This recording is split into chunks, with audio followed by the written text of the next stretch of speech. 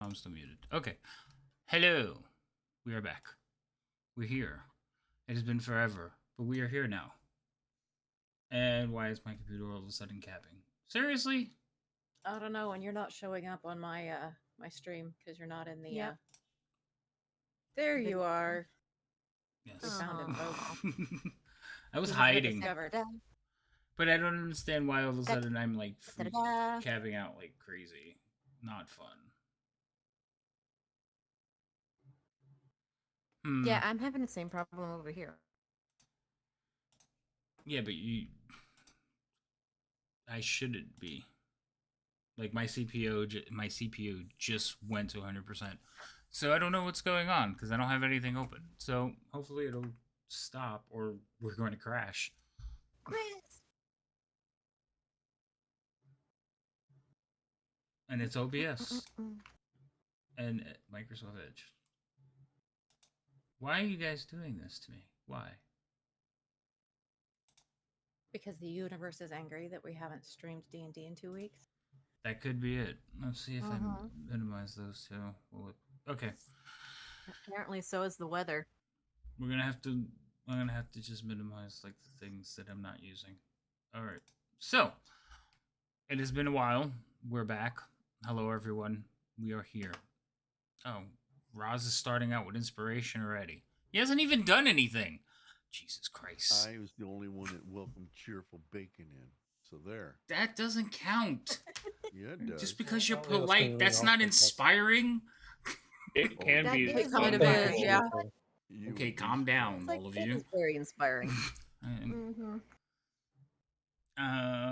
Okay, you don't have content yet? No problem. So, let's You did. see. Says who? Says me. First off, I think we can hear everybody. So, my sound actually seems like it's a little loud, so I'm going to lower myself. Okay. Is that better? Yes, that seems better. Apparently, my side can't hear the Discord. Where is... And Not that let's anyone can- check, make No sure one's all open. of you are sounding good. Rhino, say something. Something. That was the There we go. weakest something I've something. Try again. Say it with your chest. Again. Jesus Christ. I talk too loud. I talk too loud. I talk normally. It's too quiet. Just don't know what's Never normal. happy. Speak normal. I am Gee. talking normally. No. Okay, so you are a little bit up there.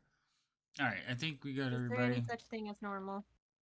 Not Yeah, this group. you know what? I don't even expect chat to take my side anymore. I've just decided you're all here for the At least people you've on the learned. panel, and that's fine. He can be taught. That just makes me want to hurt the chat's feelings more when one of you die. But anyway. Oh! You heard it, Wow. Chad. Spiteful. Ah. I am a tad bit spiteful. Okay. So, Yep. Chat does back you when you're right. I'm they back me, they go against me when I'm wrong. That's it. And I'm not even wrong that often.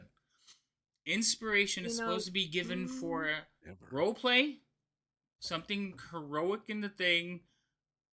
Why do I have a feeling you're about to get a whole bunch of hexes? Probably. Like, if you're going to make all the rules, then... I'm not. That's the rules in the book. Inspiration is supposed to be done for something. So, I like Not that even wrong I that give you often, inspiration, but it's just because it's like, Roz looks good today. Here's some inspiration. That's not how that works. I mean, it's the chat's points. If they want to give inspiration because Roz looks good today, then what are you going to do? Nothing. That's Kinda why I one have of to the- it's eat one of it. Doesn't Yeah, it's one of the happen very things that often. happens when you. Yeah, it's one of the things that happens when you put it in the chat's control. I did put I did put a cap on it. Cheerful. We All just right. go out the window. Awesome. Okay. About chat. So, not even wrong that often. Wrong. Devouring? Hush. I don't have time for you today. All right. Remember, he's the master clipper, okay? That's fine. I feel like he needs to clip not even wrong that often. He probably has already. Probably has, yeah. All right. So, we're going to start out It has been a while, so the recap is. I think we should recap more than just what happened last session. You guys can work together to fill in the blanks, but go ahead and roll a d20 to see who's doing it. Low loses. Not me. It looks like it's gonna be Ginia. Negative. Oh Oh, my negative. god! Thank you, Vero. Vero with the save. All right, Vero. Go ahead. I'm literally going to verbatim say the basic thing that Lady M said earlier I will because I don't remember, Go ahead. which was last episode was when we were camping overnight and saw the shooting and stuff. Fighting in the distance. Well, I don't know if we knew it was fighting right away, but we saw torches. We investigated the torches. It was a caravan being attacked. I went back, got more people, came back, and we fought, and some people ran off. We killed some, and all that was left was some rich dude and his guard. Loco stayed with the guard to help him clean up, and we escorted the rich dude back to talk to Karen. the lady in charge, Karen.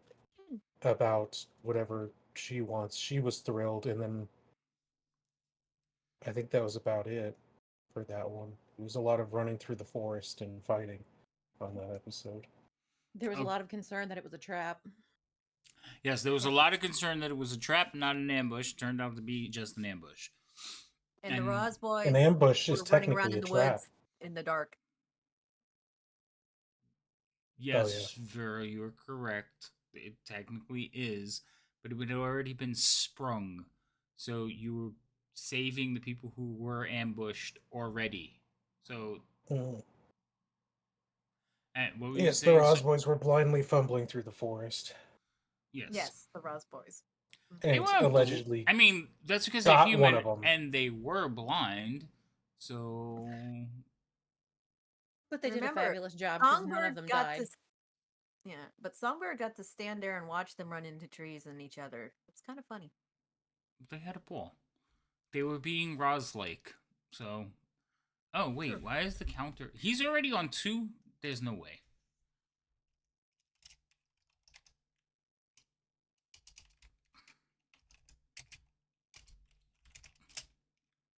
Okay, let's put that back to 0. We don't have any yet. All right. So overarching though, you guys are on. You're basically escorting this swing or swung George Washington probably.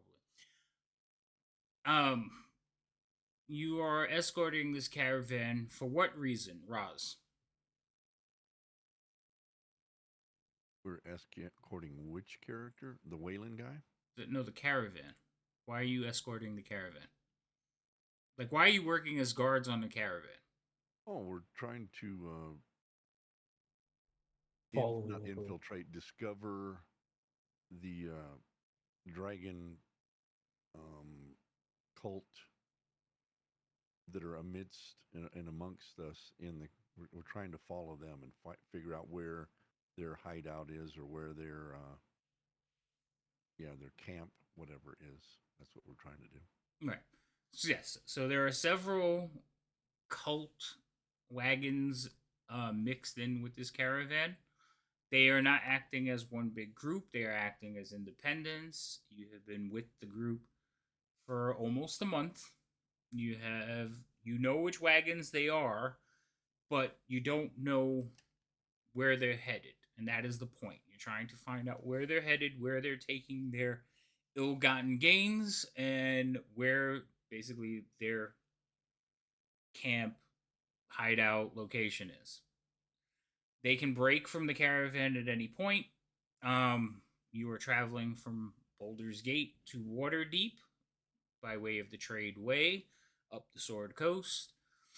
And you've gotten into a couple of adventures along the way. Recently, you saved a merchant from being waylaid by hobgoblins and an ambush. Roz has developed a little cult following because of some of his exploits. We call them the Roz Boys, which is a bunch of human guards who've decided they want to be like the Tabaxi. Songbird is working for a gentleman who he basically follows their caravan, serving drinks to them every night when they stop. He opens up his tavern. His wagon is just loaded with different types of ales and wines, and he has hired in Songbird to be a server and an entertainer. Unfortunately, And the one apparently a circus freak. and now, yeah, unfortunately, I was getting to that. Thank you, Vera. During one of their exploits, Wild Magic Surge hit Songbird, and Songbird is currently sporting a red and black feathered beard. Like that. Yes. Hi guys. Even though I was kind of expecting him to do our let us do our introduction. Oh, well, I'm just recapping. You guys can talk about your characters in a minute. There has been a change in characters. One of their members, she was basically summoned back home, which led to Jinia being out on her travels on her own. So her cousin was sent back. Jinia had decided, well, wasn't given much of a Jinja's been choice. exiled. Right, she wasn't given much of a choice, as she was told she can't go back home.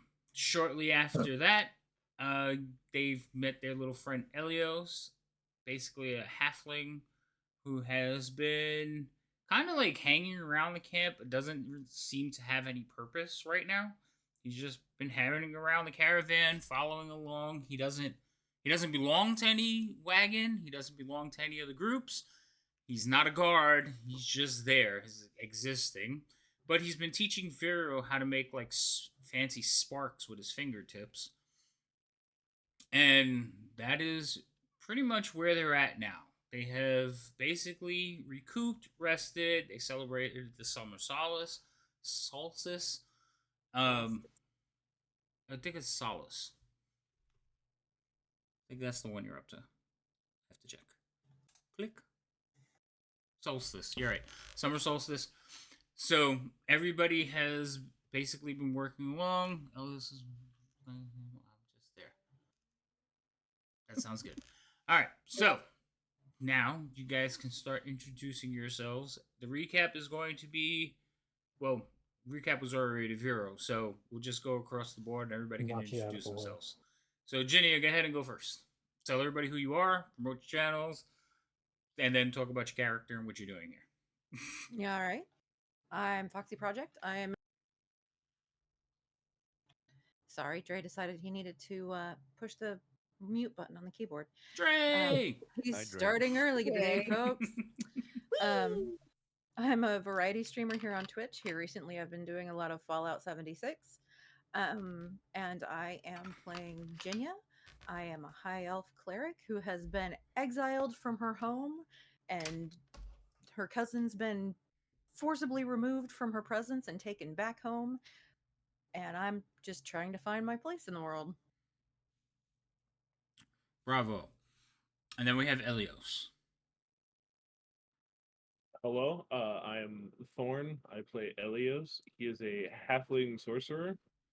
Now, why is I'm your just camera kinda broken? here.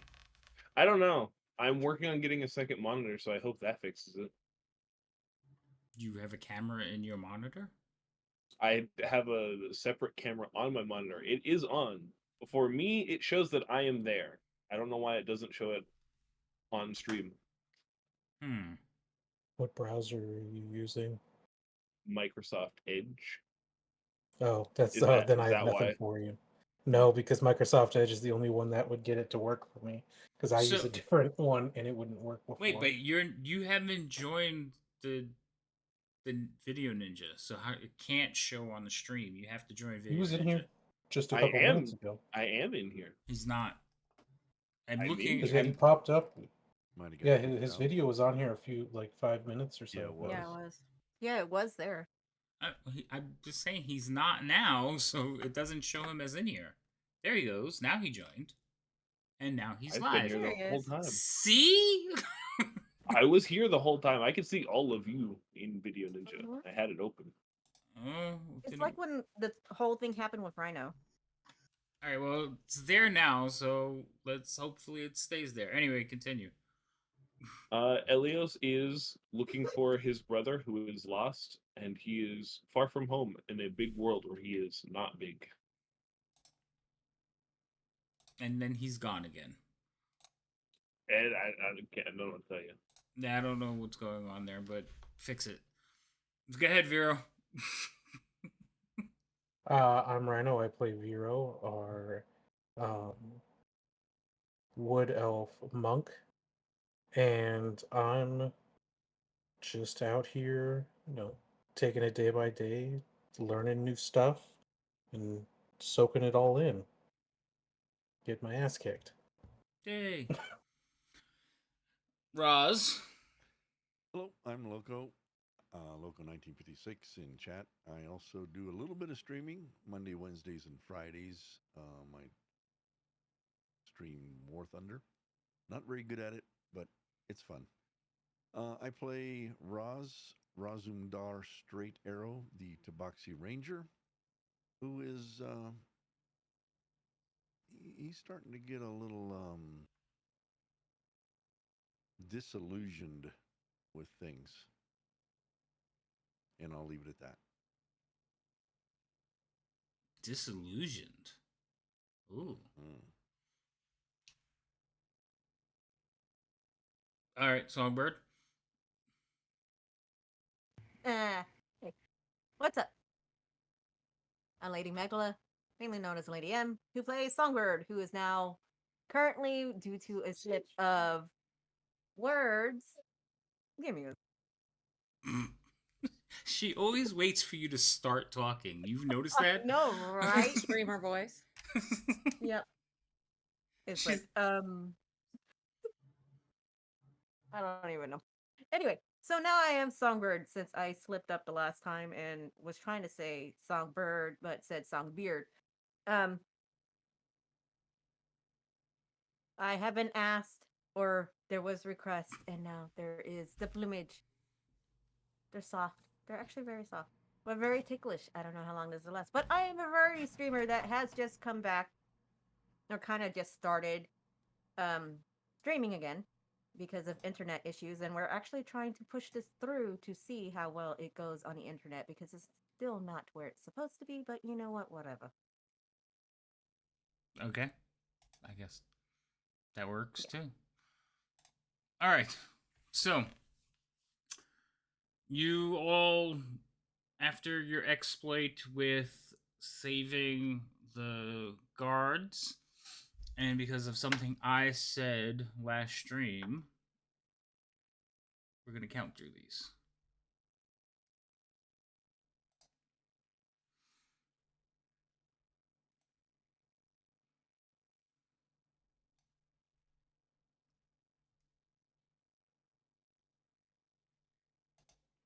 It will be, we're changing the date to the 26th of Crythorn.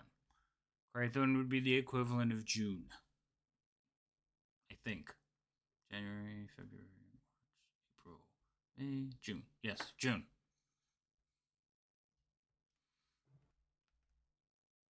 So, whatever happened on these days is gone. No. Break everything. You just lost the calendar. I was looking at it.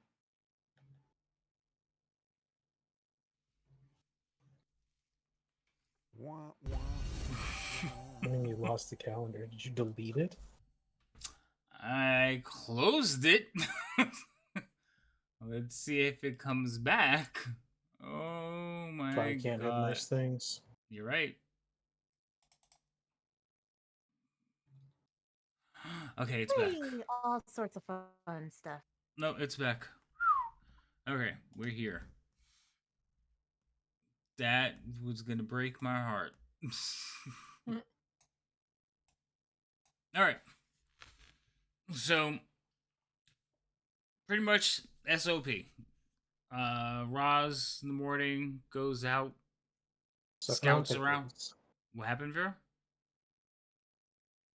I didn't hear what you said. I'm not gonna. Don't worry about it. Okay. Intrusive thoughts. Don't. Okay. Roz goes out in the morning, scouts around, make sure there's nothing like close by. What are you looking for signs for, Roz? Just out of curiosity, you looking for anything special? Well, when he goes at night, before the camp closes down and stuff for the night, he checks everything, and then if he comes in the morning and there's Nobody like wants to footprints, hear it, but here we go. All broken down by bushes, trees, myself. twigs, Don't that kind of wanna thing, be. candy wrappers, that I kind hear of it. stuff. I think there it is right there. Um, B-29. You Ah! notice and get it back I'm to gonna parents. catch that. Oh man, Something's hurt. happened. Someone's been watching us overnight. Okay. So you go out in the mornings, you check, make sure that you're not being. What just happened? Cheerful. Bad cheerful. He's at it again. I mean- I'm glad you blame Cheerful. Wait, was it cheerful? Cheerful gifted, yeah. What did you do? Nothing. Not a thing. You know what? You I can't prove it. Can't pay attention to everything. Thank you. Thank you, everyone. Cheerful, wonderful. Totally thrown off. Okay. So Let's see I here. gotta wait for that to stop now. Hey, Jean, how are you? Oh, look at that hole. Oh, yay. How's it going? Well, you know, you do. So- Cheerful with the gifting subs to everyone. Tell her thank you. She's the best. And I have a feeling Foxy had for 3 months in a row. had something to do Thank with it. you. Oh yeah, that's what started it. Thank you, Foxy. See, you guys are so great, even when I'm being a pain in the ass. All right, Because hold on, I'm backtracking here because I have to delete all these now. What a sweat it. I don't know how long I'm going to be able to handle this. This is really up my nose. Did you just sneeze? And I want... No, I made a noise. Oh, If I sneeze, it'll peak everybody's mics things out. So yeah, you're right. It should. It adds to the flavor of the show.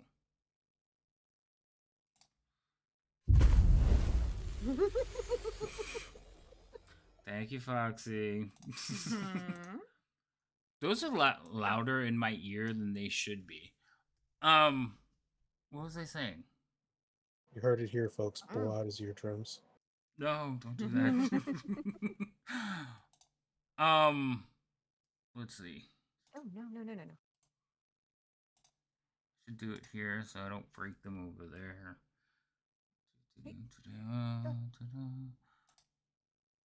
Okay. I'm readjusting my calendar because while we were waiting to start, I did go back and listen to it, and I did say 8 days would pass with nothing really happening. So I am going to follow what I said and progress the calendar along 8 days.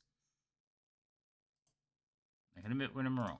I just don't like that it's pointed out There's all a the reason why fucking time.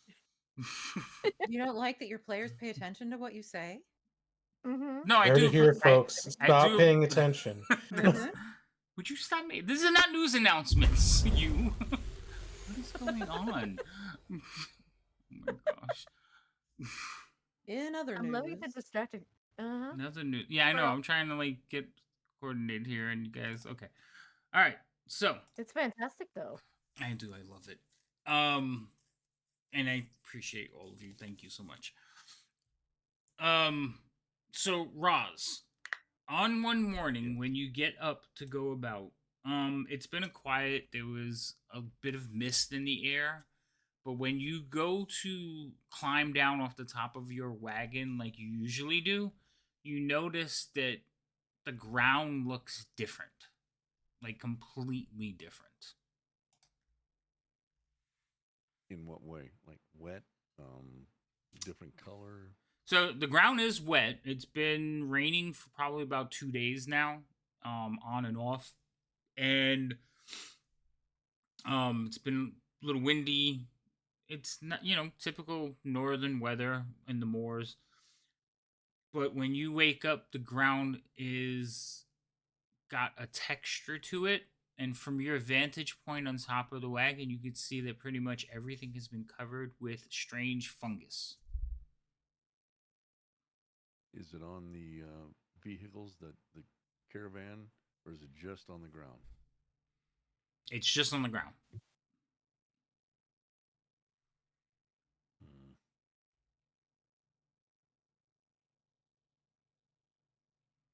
And it comes right up to the wagons, right up to the animals, right up to the camps. It doesn't touch them. There's a little bit of a buffer, like if maybe about the width of a person, 3 to 5 feet, up to all the items. But, thank you. But it covers everything else. It cuts across the road. If there's room, there's fungus, and they are dark colored, normal size, maybe a little bit bigger.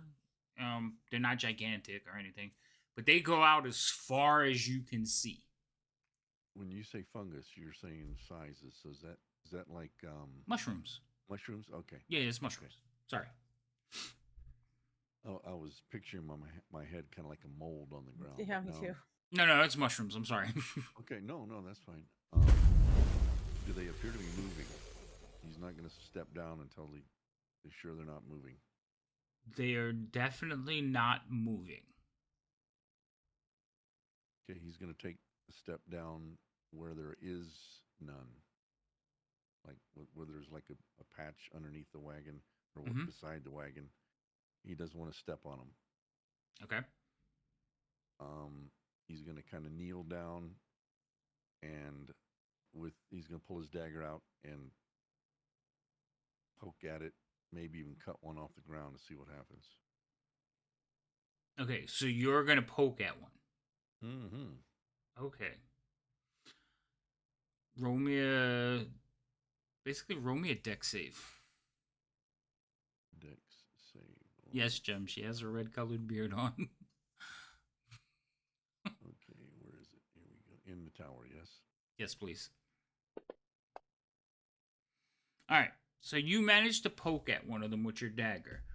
Now, were you just trying to like flick your wrist and cut it, or you just like poking at it to first test he's it? just gonna, just kind of move it around a little bit, see if it does move on its own, and All right. then after nothing happens, he will kind of stick his dagger in the ground, like how it sits. To pry it He's up. gonna stick it. Yep, just flick it.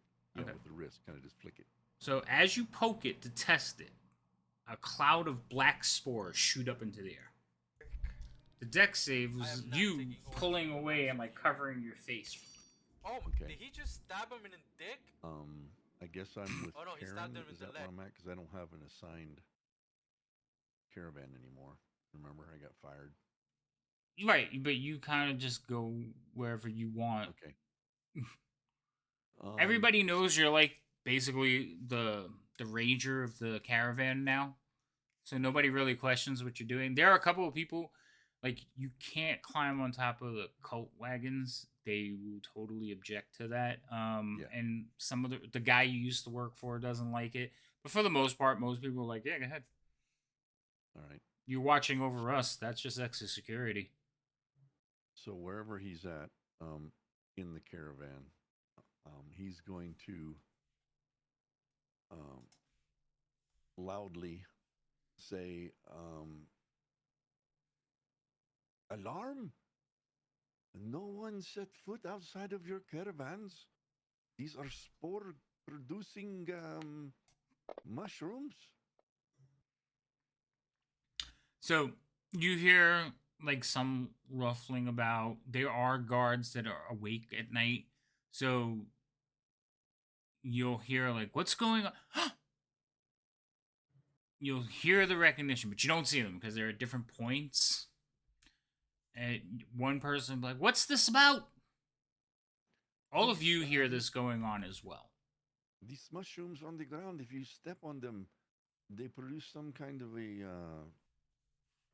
cloud of something, and Ross does not want to find out. It could be very poisonous. Could be, could the word escapes Roz? It could kill you. Put it that way.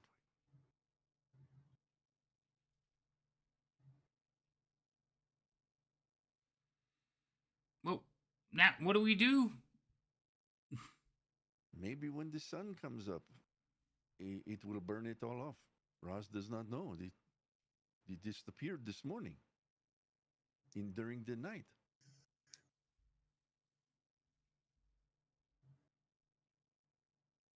Perhaps there is someone in the camp that can test it.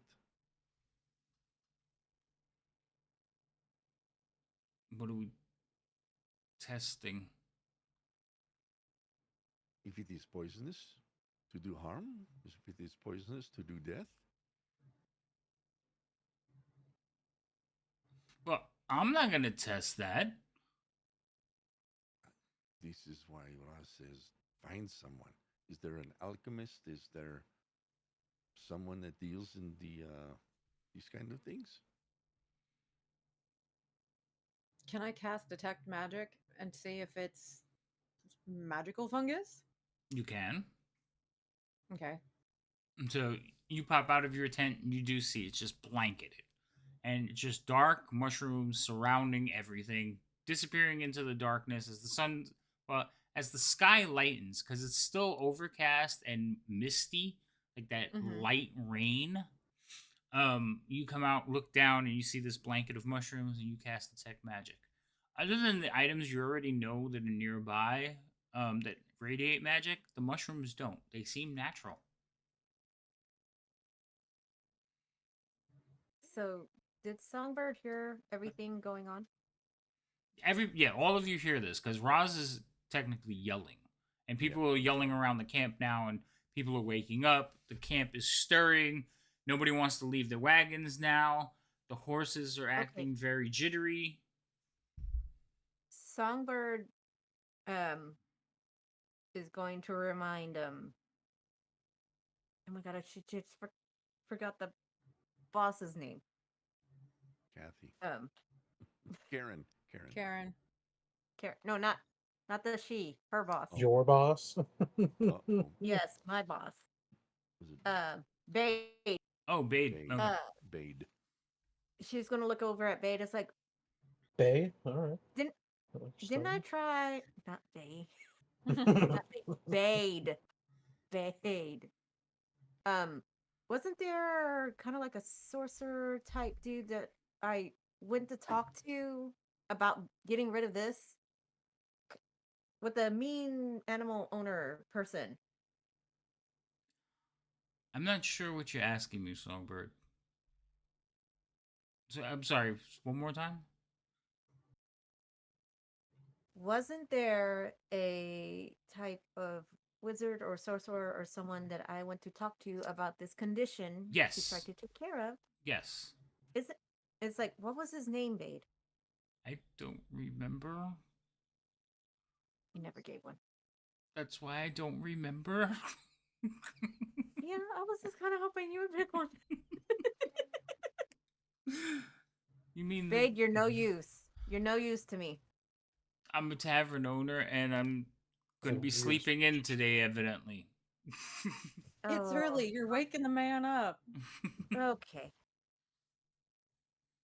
And it's like, okay, well, I guess I'm going to go talk to Nunya without you. Well, wait, tell her I said hi. Nah, I don't think so. How are you going to get there? I haven't decided to move yet. I'm just saying, you look down. The blanket comes up to everything. It fills all the spaces between stuff. It just, like, if there's a fire, it's about, 2 feet away from the fire. If there's a wagon, it's about a foot away from the wagon. If there's, like, the horse stables, it's about a couple of inches away from the horses. But it comes up to almost everything. So it blankets everything in between. So Songbird is going to do two things. One, look around at her to see how close some carts are or what she can, like, maybe jump onto. Oh, you're going to see if she can move. Since the wagons are parked, they are closer than normal. Okay. And then she's also going to holler out, what about, God, I wish this was... Is it the animal trader? The one that keeps planning to beat his animals. What's he do? He's just one of the merchants. You guys didn't really get into the questioning him. Okay. Well, Songbird is going to describe the merchant and point in his direction to see if his supervisor, accomplice, whatever guy he is. His I have no words today right now, people. I'm his sorry. bodyguards? No, remember, you said that he had his bodyguards, but there was one guy that was like his advisor or something that did the magic stuff. You're talking about the guy that Roz had an issue with. Yes. Okay. So the guy that Roz had an issue with has a caster that's working for him. He Okay. is one of his guards. He also has Oh, he is a guard. he also has a guy in armor with a sword. Okay, well, maybe that caster would know what's going on. So she's going to direct attention that way. Then look to see if somehow she can find a path. Who would be closer, Roz or Junya? So Roz is on top of a wagon. Roz, where are you in the caravan? Front, back, middle? Just tell me. Probably pretty much the middle, maybe the middle front. All right, so you're kind of in the middle of like the parked wagons. You're Songbird towards the back, so there's probably about 5 wagons between you. Because remember, the cultists kind of go off and do their own thing, so they don't join the group. So you're probably about 5 wagons away from Roz. He's standing on one, looking back at you, standing on next to Bade, who's laying on top of his. Jinya would have been in her tent, and they are probably right next to Roz, like just short of where Roz is. So All right. Roz would be closer. I mean, Jinya would be closer. Sorry. All right, heading in that direction, or attempting to at least. They're both in the same direction. You'll just reach Jinya first. I know. I'm just going to head in that direction and attempting to without landing on any spores. Okay. So you're gonna make some checks to see if you can jump from wagon to wagon, climbing your way over there without falling into them. This is gonna be great. Roz, what are you doing? You see her start looking around and moving towards you. He may have He's just stepped going to away. watch to see what Oh. she's doing. He's curious to see Okay. what she's trying to pull off. Jinya, Viro, Elios, your 3 are together, right? Mhm. Okay. I believe so, yeah. All right. So Jinya, you're looking down at these things about the time Elios and Vero show up, probably. Mm-hmm. And while you're watching them, it has grown. The ones you're looking at have grown from about cork size, like a cork of a wine bottle. Uh-huh. Okay, they've almost tripled in size, just while you were watching them. Okay. In my education, would I have learned anything about these? Roll me. It would be a nature check. Are you proficient in nature? No. Oh, all right. You may have randomly read about them because of like some of your healings. So we're gonna switch. Roll me medicine check. Nature's better. Oh. That's a good roll. You have seen and heard of these types, but something's off because they're growing like at extremely fast rate. Mm-hmm. You believe that there are a type of mushroom known as shriekers, and they're maturing right before your eyes. Okay. Well, as Vero and Elios are like waking up and like probably coming towards the edge of the tent, I'm gonna look at them and say, "Don't move. These are not for tea. We're gonna figure out what's going on." Okay, and at this point, Songbird, roll me an acrobatics check. So your first jump is Alright. is a good um it is a good leap.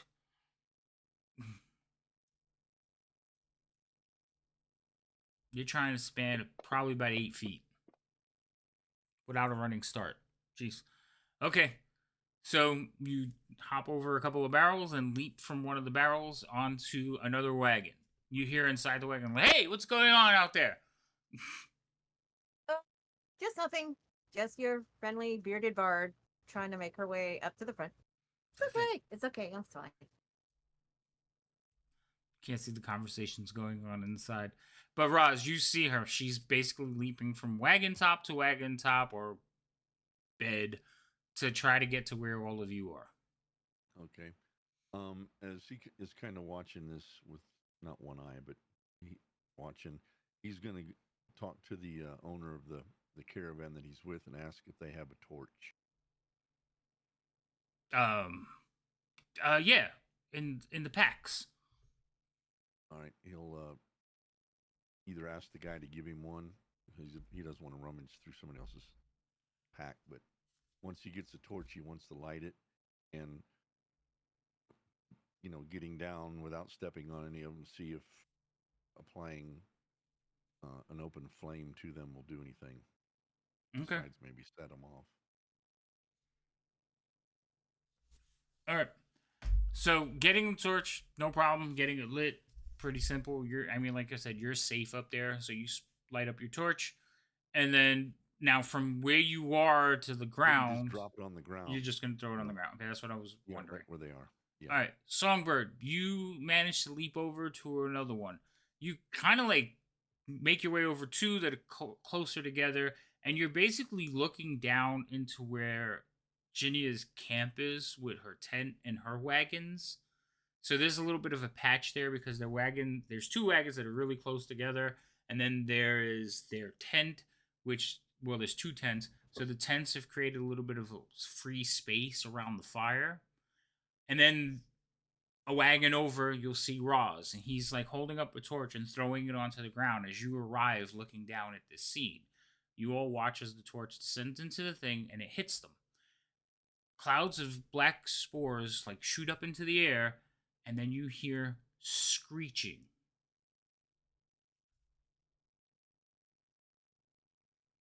It sounds like children wailing.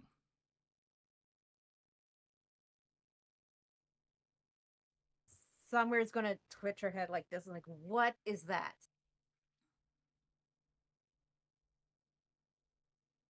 I'm guessing she's close enough. These appear to be living things. Jinia, for you, has confirmed that they are indeed what you thought they were, and they're definitely more dangerous when they reach their full height of 1 foot. Okay. Would I have come across any way to stop them from growing? Picking them. Like cutting them out, picking them. Basically, they kind of come out of the soil pretty easy, but that's like the only way to kill them. Well, everybody get your gas masks ready. Just kidding. You're pretty sure that they're not poisonous until they reach adulthood. Like until they're full grown. Which could be soon. Okay. Well, I'm going to share that information with the group. Also, the terrifying screams or the little wailing screams, they're loud and it spreads as more of them pop and release their spores into the air because of the spreading fire. Mm-hmm. The horses are starting to get very jittery, like across the camp. And certain people are looking like it's a very distrustful noise. It is mentally affecting people. In fact, all of you roll me a Constitution saving throw. Aye. Uh-oh.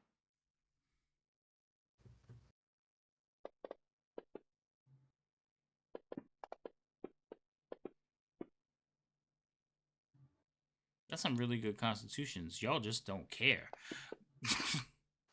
Oh, there we go. I was going to say, thanks for saying that as I was rolling. I thought you you rolled already. Literally, as you say that, I'm letting go of the dice, and I'm like, son of a. Biscuit. I'm sorry. So all of you are like hearing the screams, and some of you are combat hardened, some of you don't really care. But Vero, you are overcome with emotion and sadness and remorse. You like you've never heard the sounds of dying children, and now it's surrounding you Then how would I know it's the sound of dying children? If I've because never they heard sound it? like children crying. It's what he would imagine the sounds of dying children would be.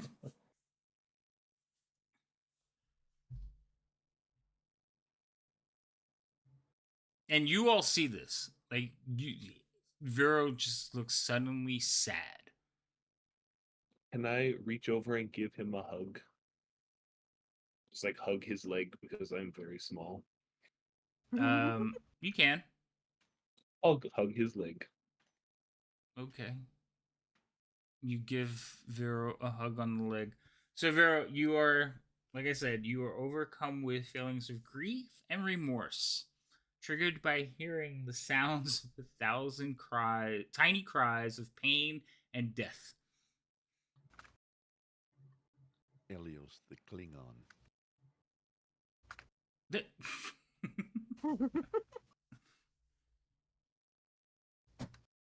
Does that count? I That can count? see Vero walking around camp with him on his leg. well, he's not. He's just You need to make standing a there right backpack. now. Vero, roll me a d20. Sitting there, apparently like Eeyore now. Okay. Oh, Jesus. Okay. So, your eyes are welling. You're very sad right now, but you're holding on and controlling your emotions as you have been taught to do. But the rest of you could see his demeanor, his face has just become a sad expression as he's like looking around, listening to this. Soon the cries will fade a little bit, and there'll be a cleared patch where the torches are of charred mushroom. Okay, I think I'm going to use thaumaturgy and let everybody in the camp kind of know the situation that we need to like get rid of the mushrooms before they get to full height. Okay. So you say that with thaumaturgy, and you basically boom, and all of you hear this. And you hear voices going, and how are we supposed to do that? Well- You hear Karen's voice from the front of the troop. Any ideas? Well, I mean, we could burn them and I mean, we've burned a whole bunch of them now. Just everybody kind of plug your ears and light some torches. You do realize, like, you look, they go off like beyond what you could see. Also, if you everybody doing that would increase it like tenfold. That's basically a small dose of spores in the air, some crying, as opposed to like the entire countryside crying at you, and all of them releasing spores into the air. Ooh, Yeah, but no. they're not poisonous until they get a foot tall, right? Well, that's her belief, yes. Wouldn't it be safe-ish to just have everybody be on a wagon and then like saddle up the horses to the wagons and then just have the horses go as fast as they can? Problem is, you saw how the horses reacted. They're terrified. And we don't know how far this reaches. If it goes to as far as we could see, we don't know how much further beyond that it is. And since they're growing at an accelerated rate, we don't know when they're going to reach maturity. Mm-hmm. But it's going to be sooner rather than later. So does anybody else have any ideas? Vero just sits on the ground.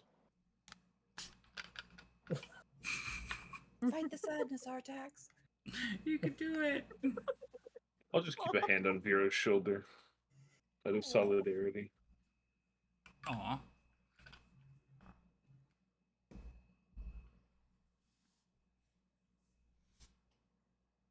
Well, we're gonna have to do something because this is going too fast. So pick, do whatever. Voting is gonna take too long. It needs to be decided and decided now. Ginny, you also know that Yep. the younger ones shouldn't be throwing out spores. They should only be throwing out spores when they're matured.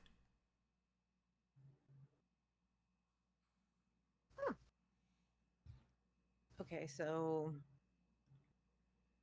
These particular mushrooms. So something is different, but you're not like you can't put your finger on it.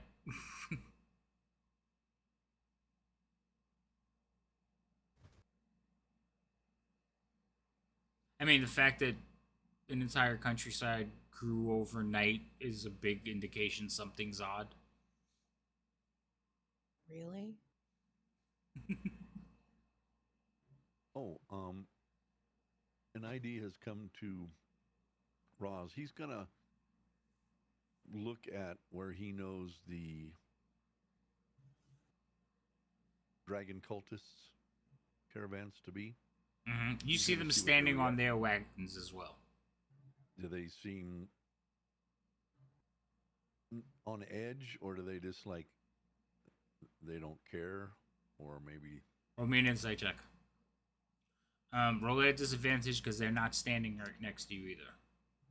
okay? Disadvantage. You said insight. Okay. Yes. Ooh, okay. So, again, in the poor light with the rain, and they're wearing their cloaks up, you can't really tell. They're just kind of standing there watching what's going on in the main camp. So, they're not moving around, they're not being shifty, but you can't really get an expression on their face because of the cloaks. Okay. He was just thinking maybe this is a distraction. Elios, I don't understand the question. Or how it pertains to what's going on right now. So I need more detail.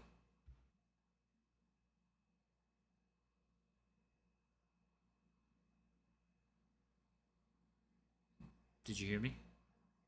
Yes, I'm typing. Okay, I just want to make sure that I came across. Okay. So you can continue with that. I'm sorry, Ross, what were you saying? Oh, he was just Af- wanted to see maybe he was thinking maybe this was a distraction caused by someone in the cultist arena. That's fair. No, they're sitting still just like everybody else. They're just Okay. separated a little bit. Okay. Vero, Ross is going to try to catch. Oh boy, Songbird. Genia's eye, and he's going to kind of. He doesn't know what to do, so he's going to. What do we do? Type shrug of the shoulders and holding up of the hands. Ginya's just Eeyore. gonna mirror that back because she doesn't really know what to do either. So, do they seem to be affected as the sun is coming up further? Oh, okay. So it's raining and overcast, no sun. Okay. And Roz, you're a naturey person, so you don't sense like a clear day. You think downpour. Like you could hear the thunder rumbling in the distance. Elios, roll me Arcana for what you're asking.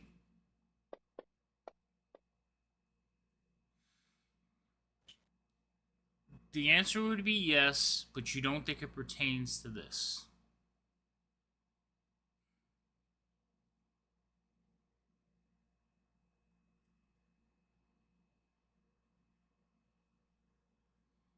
Does that make sense?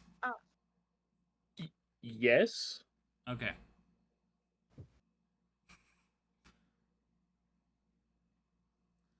Oh my god. Leo's Piglet and Vero's Eeyore. Oh my god. So it's in chat. They're going back and forth. So yes, there you have heard of magic like this, but not on this kind of scale. Um, and yes, certain dragons probably could, but again, not on this type of scale. Okay.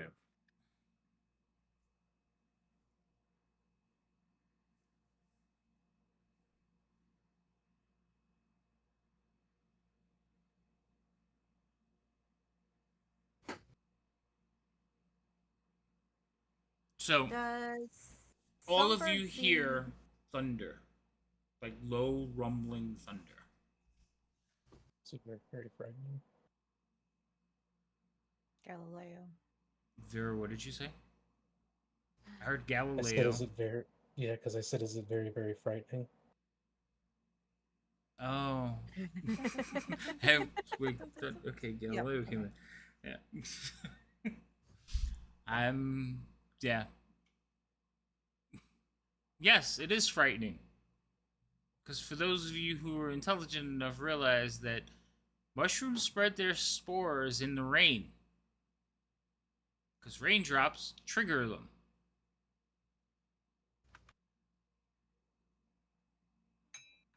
If I cast Ray of Frost on some mushrooms nearby, does it prevent them from releasing spores?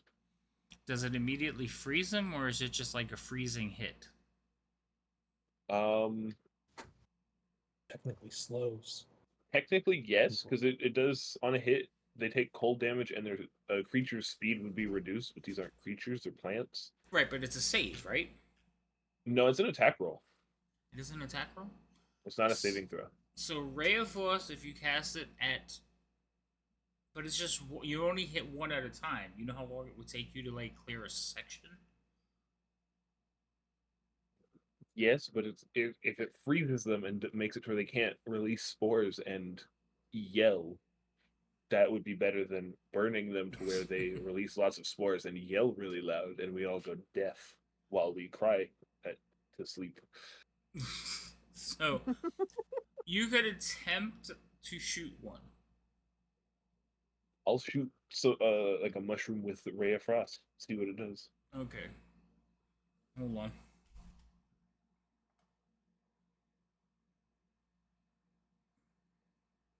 I have to make sure. Okay, go ahead. Roll an attack.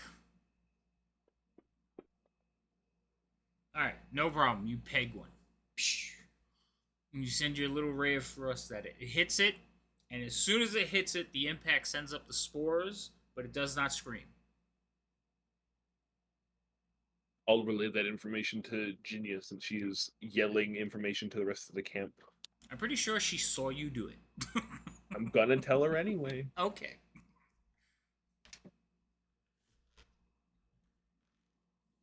All right.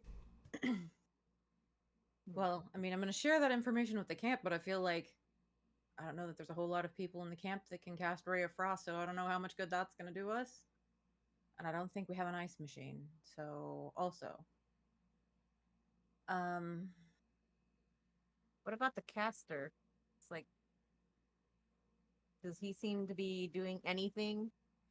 Most people are kind of looking towards your group now for answers.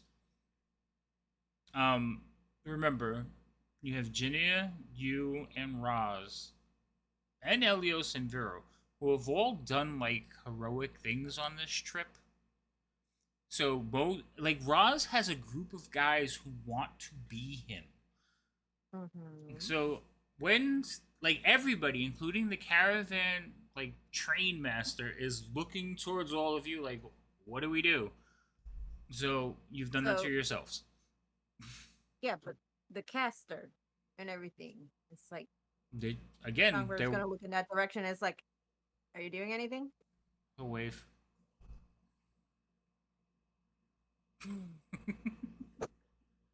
Roz is Anyway.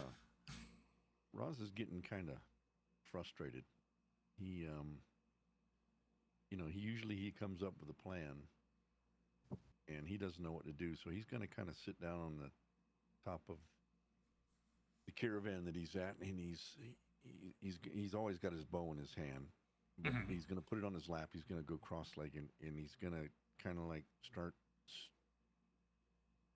I don't know, stroking the bow a little bit. Just how you fiddle with things in your hands, and in his mind, he's going to say, not out loud, but just in his mind, "Golden One, this is not natural, and Roz knows nothing of these things. If you are here within this bow, could you intervene in these matters?" And that's all he's just going to kind of think that as he's fiddling with his bow. All right.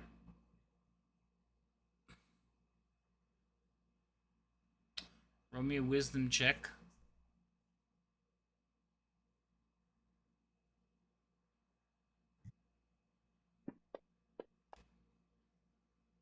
Oof. So you're sitting there and you're like praying, you're holding on to the bow, but you're not getting, like, you're not feeling any kind of response.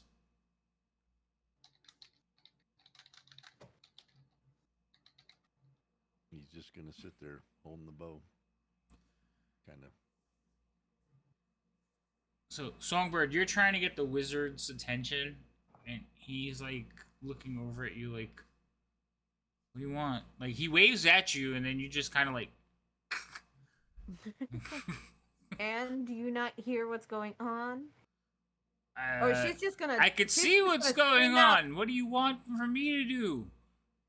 It was like, do you know any spells that can assist as demonstrated? He didn't see Elios do that. As stated. He also didn't hear it because he told Jinia. Again, remember, this person's far away. He's waving at you, like from I a just few but wagons I away. said that I was going to tell. Oh, you camp relayed it. what- I'm sorry. Yes, Okay. I did relay that Mhm. information. Okay, so he's like, currently no. I didn't like memorize murder mushroom spells. Ginny's going to cast light on her quarterstaff and kind of hold it out over the mushrooms to see if the light kills them. So you cast light on it. The light is basically just continual light, doesn't really radiate heat or anything. So it Mhm. does hold over them, but they continue like living. They don't die. Hmm.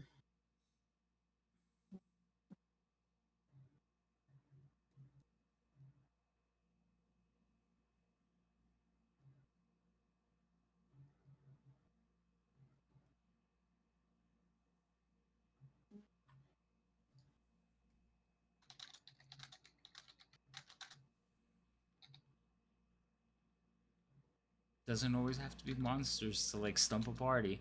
No Sometimes it's kidding. just a door.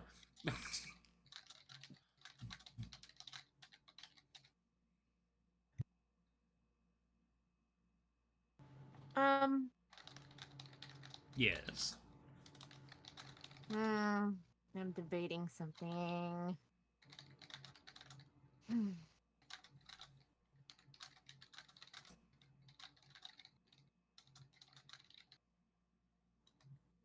Curious on what a thunder wave would do.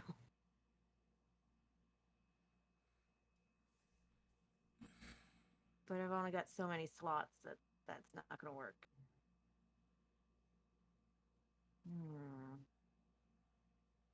Never mind. How fast do you think I could machine gun off Rhea Frost, since it only takes an action? You could send one every 6 seconds. So 10 a minute.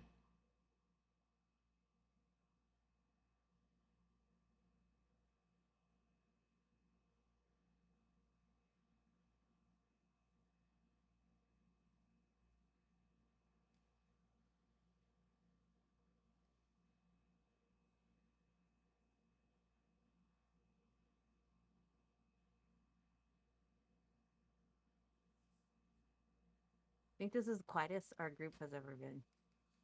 This is quiet as who's ever been. Our group. Well, it is a challenge.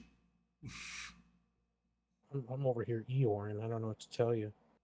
Uh-huh. So, yes. I mean, it's traumatizing. Eventually they'll stop because they've all died. But you still feel like the remorse for a while.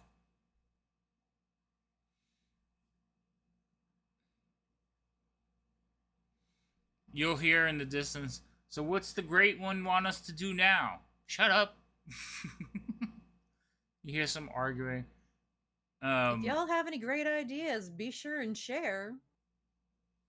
Well, the horses aren't moving, and these things are growing. They're growing. Did we upset some druids? You hear like those comments traveling back towards you.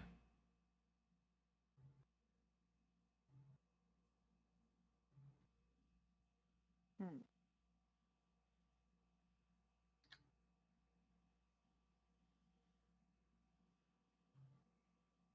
I mean, um, so the wizard will like yell back towards the group, is I might be able to cast fireball, but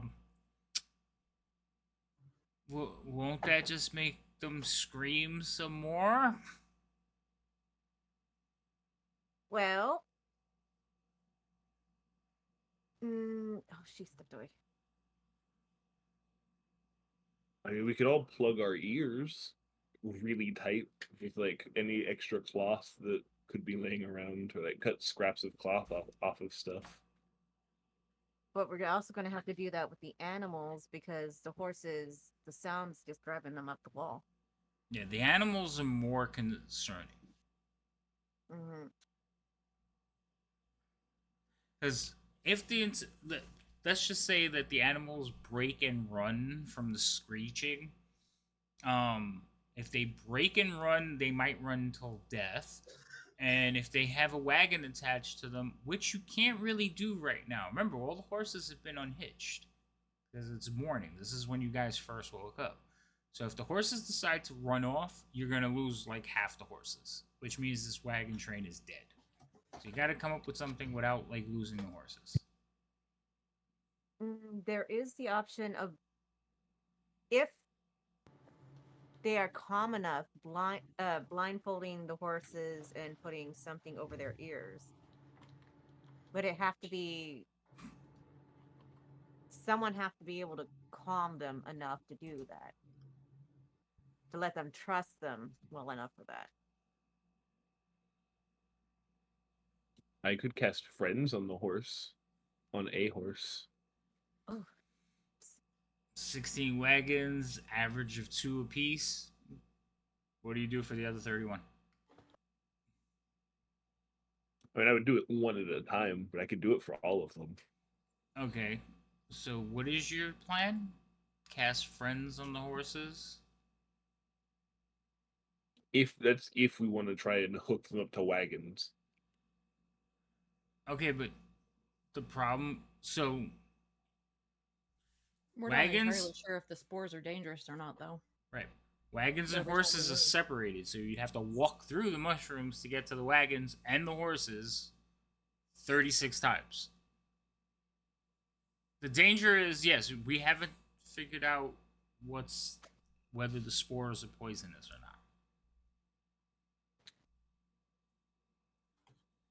it's kind of one of those. Devouring. We gotta do Traditionally, something. fireball is used to stop screaming after a short period of screaming.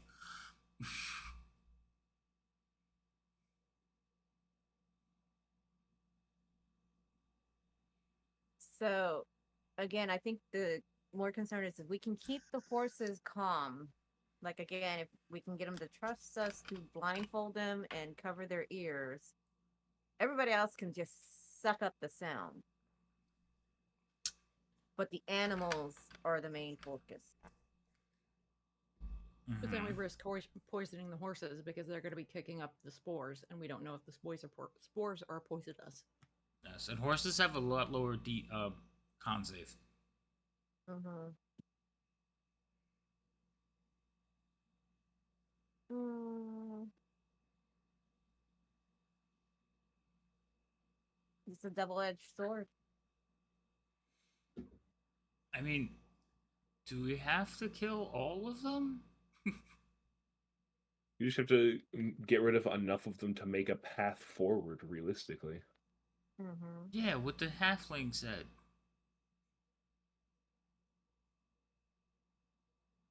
So, Mr. Wizard Man, are you willing to make a path? Uh, me? I I said I might be able to cast fireball. How far can you throw that fireball? Eh, to about there. I'll point like a section of the wall, the road. How many times can you How far? throw that fireball? Uh, well, 3 times today.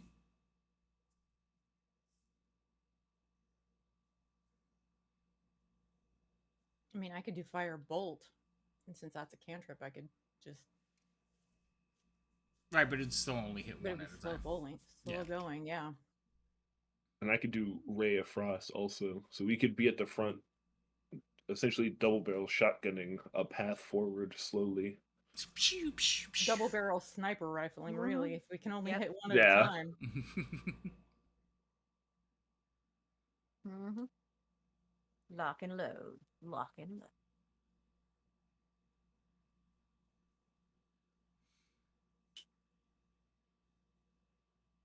Thank you for the lurk, Kit Kat. So then, if we go ahead and do that. Mm-hmm. Oh, you know what? Let me see something. Where is it? Where is it?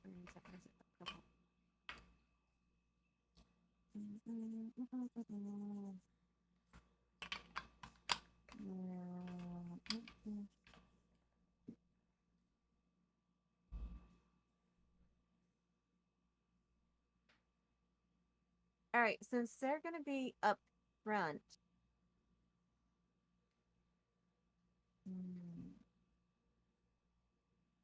and I can hit 2 people with this.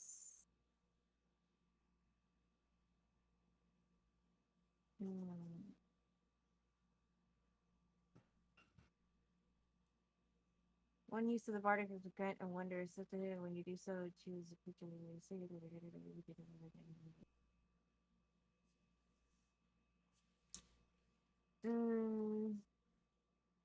They're going to be doing basically saves on that, aren't they? Mm-hmm. Yes.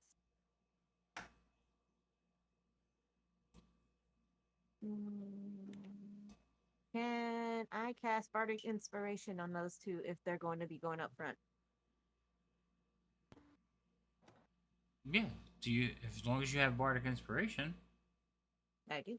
Yeah. I mean, you all had a long rest, so you should have your full amounts back. So yes, you can cast it.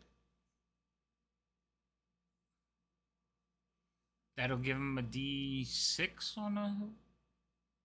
Right? You're still on a D6. Or is it? Or is it a D4? The die becomes a D8 at 5, so yeah, it's a D6. D6. Okay. So yeah. So you can give them a D6 extra to their saves if you would like. They can use it that way if they choose to. I believe they get to do the roll before they have to decide if they want to. Yes.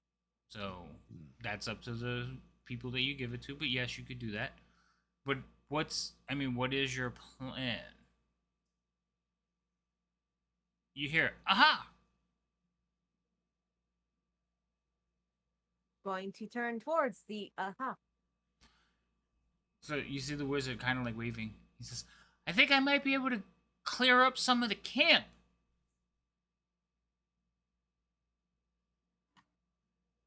with a fireball.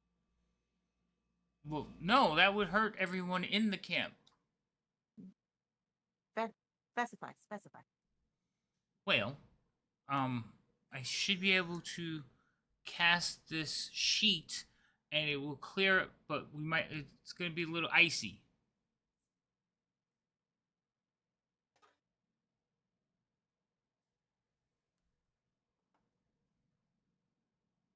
No life, funky love.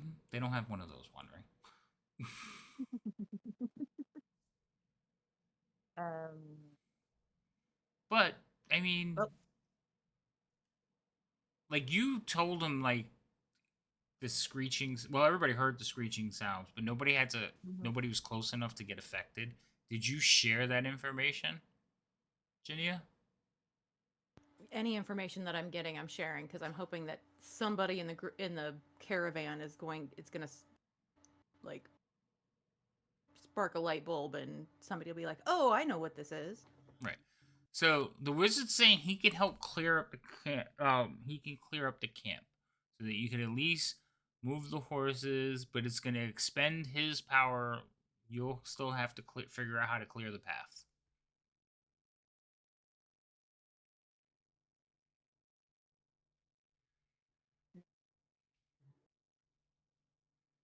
Roz is going to jump up and he's going to look to the people that are in his caravan that he's stayed the night on and ask them for some sheets of cloth. If they have any. They'll pull some bedrolls from the same pack that you got the torches from. All right. He's going to start cutting them into like 1x1 squares. And he's going to ask them for water. And he's going to soak all of these in water. He's going to put one over his own face. He's getting tired of waiting. He's getting tired of nothing happening. He's getting angry, which is something that maybe nobody's actually seen before, except maybe in combat. But he's starting to get angry. So he jumps down off of the caravan with all these different. Oh, how many do I have? I'm looking to have at least 35. When you said one by one, I'm thinking one foot square. 1 foot squares. Okay. Okay. I think a blanket is about what, 9 feet, so you'd have like 9 of them. Okay, and that's it. That's all I've got. Well, no, As you would have many as 2, I so can get 18. I'd like to get at least 35. Not from this wagon. You'd have to like reach out to other wagons to get you some more. But Yep, that's he's gonna fine. say, throw me your blankets or whatever it is, sheets.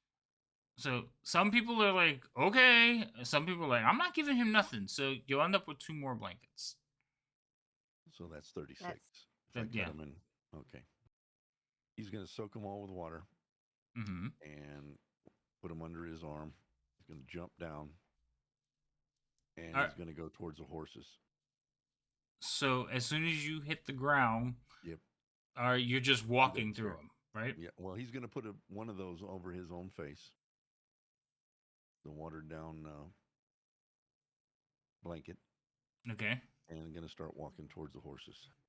All right. So And he's kicking the things. He's so angry. so as He's you kick kicking them, they kind of like go flying out of the way, but they fall on top of other ones.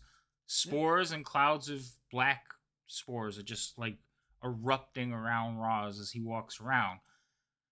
But it's not so much the spores as the screaming of the children. Roz, He is gonna go over. Oh, roll what? me it. I need you to roll me a Constitution save. Okay. Save. Constitution save. I'm gonna use inspiration. Okay.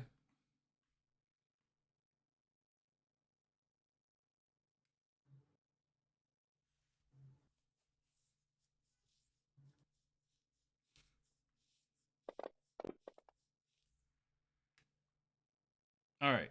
So you can hear the screaming. It's growing loud. The more you kick the stuff, the more mushrooms will go flying. So impact causes them to scream. And then it just becomes a wave as the volume gets louder and louder and louder. Roz gets angry and angry and angrier. That's fine. Roz can do that.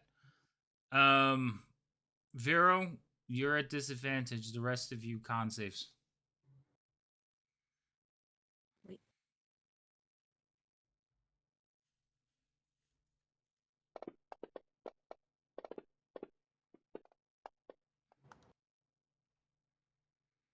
Oof. All right. So, Songbird, you hear it and like you immediately clap your hands over your ears. The rest of you, you hear the screaming and the crying. You haven't done anything to prevent it just yet, and you are also all overwhelmed with remorse. Who would like to roll a save? I don't want to do 36 saves, so I'm gonna do one save for the horses. Who would like to roll that? I'll let one of you do it. What kind of save is it? It's gonna be a Constitution save. Anybody's got a high one. No, you're just rolling a Well, d20. I'm just Oh, letting just a you D- roll the d20. Boy. Oh, it's me. I have to do it. Whoever, I don't. Any one of you. If not, I'll do it. Well, you I've got said it's inspiration. I can do it with inspiration. I'll let you apply the inspiration. Oh wait, don't I have like a hex? Hold on, before you do that, maybe I'll do it with the hex. Actually, that would Good. go. That would go against you. You should do it. Never mind. Why did it not do that? Well, I guess it doesn't matter. You didn't I roll rolled it. yet. I did. I just okay. It hasn't I gone into the did. thing. Yeah, it's not showing. Son of a biscuit. in the tower. There you go. There it goes. Okay, so the horses are like like getting jittery. They're pulling on their things. They're trying to like get free across the camp. People. Roz, go ahead. Sorry. The people of the camp. So Jenny, you rolled for the horses. Vero, you roll for the people. Again, I'm not doing it for every single person in the camp. One whole roll. You're gonna have the person with the lowest con, and it's been failing every roll. You're due. They're gonna all fail. You have inspiration. Use it. I'm not using my one inspiration on all the people. Well, then that's your I choice. didn't even use it on me. I noticed that. Okay, so horses are trying to get free. They're freaking out because of the sound, but they haven't bolted. People though in the camp are just starting to wail. Like you could see like people are sad. Everybody just all of a sudden becomes overcome with remorse. Some of them drop to their knees. They start thinking about their own lost loved ones. The entire camp is engulfed with the sound of like obliterating sound of screaming children, screaming, wailing, crying children. It has overcome everything. There is nothing else. You can't hear anything else. You could barely talk to each other. It is just that sound as it just continues to wave out from Roz. As Roz is walking towards the animals, he's going to cast Speak with Animals on himself. Okay. And as he gets close, he's going to tell them, this is Roz. Please calm yourselves. This is a very unsettling thing. Roz knows this. But it is not real. It is unsettling magics, and it is causing these screams. Please calm yourself. Roz will hook you up to the wagons, and we will depart from here. And All with right. that, he'll put over each one of the horses. He'll put. Roz, I need you to roll animal handling. You can roll it with advantage because they can understand you completely. But they're like, remember, they're already freaking gone, and there's a lot of noise, and you're trying to talk over it now. Because remember, this is just imagine a room full of screaming kids, and then times it by 100. You said with advantage or disadvantage? With advantage, because they can They can just understand you.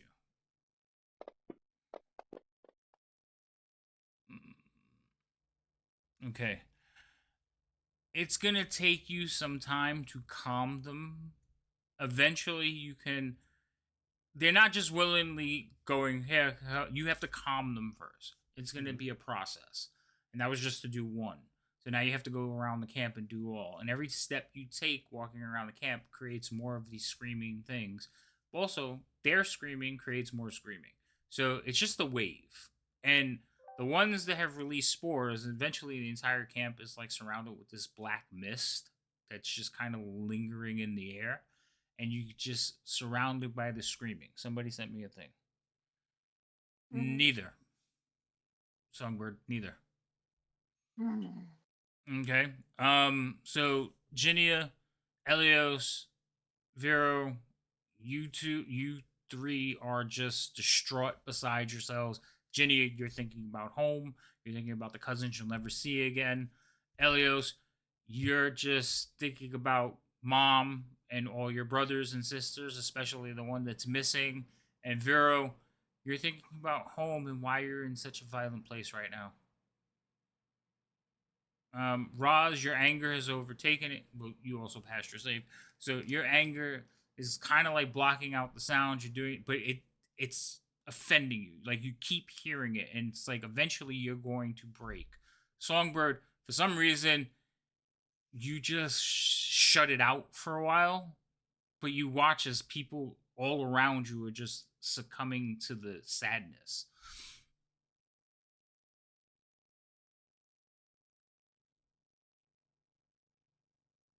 Yeah, the one thing I thought was gonna work, you basically kind of crushed my hopes and dreams. Okay, you could be sad too then. No, I don't want to be sad. You said it. You said you wanted to be sad. So nothing happened before Roz jumped off his thing. He was talking about he could clear the camp, but Roz went ahead and did his thing. So,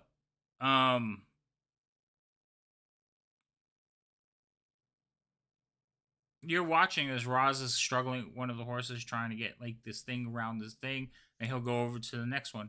You could realize that this process is going to take a while. All of you that failed, roll a d20.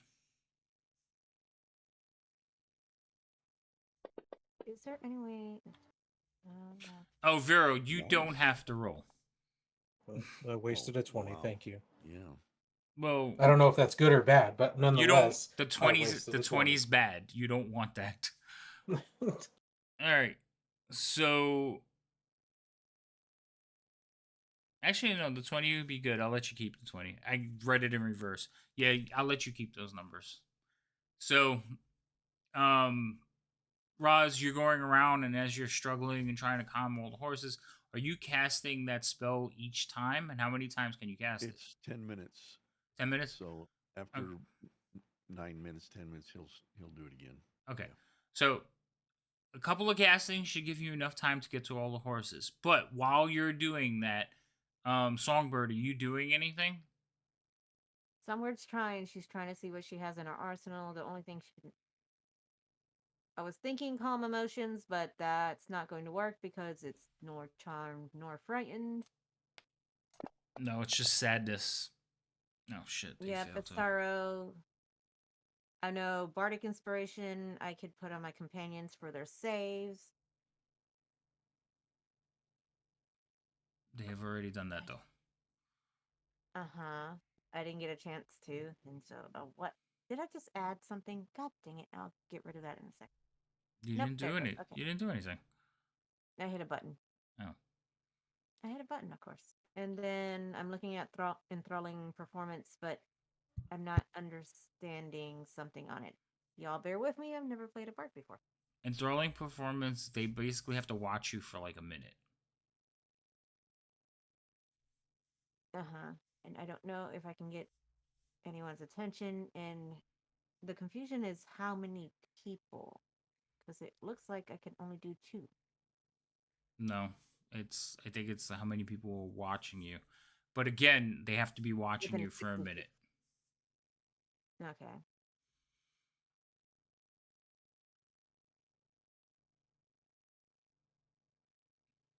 So while you're looking around trying to figure out what you're going to do, Raj, you're doing your thing. Ginia, you're the first one to completely break down.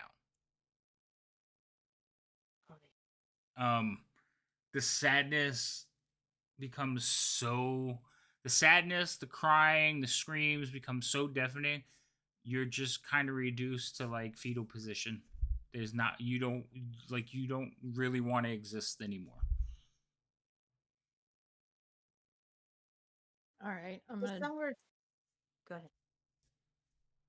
I'm gonna just like get into the back of the wagons that we've been traveling in, Mm-hmm. and just kind of sit down and kind of hug my knees and have my like head down on my knees, and like anytime anybody tries to touch me, like I shrug them off, and I'm like, just don't touch me, and I'm crying and I'm a hot mess. Yes. Yeah, it's just so much. It's too much to bear. It is like basically spiked into your psyche. Songbird, you see her climb into a wagon just to get away from it, and it's the noise. It's not this. It's just ongoing driving you batty. Okay.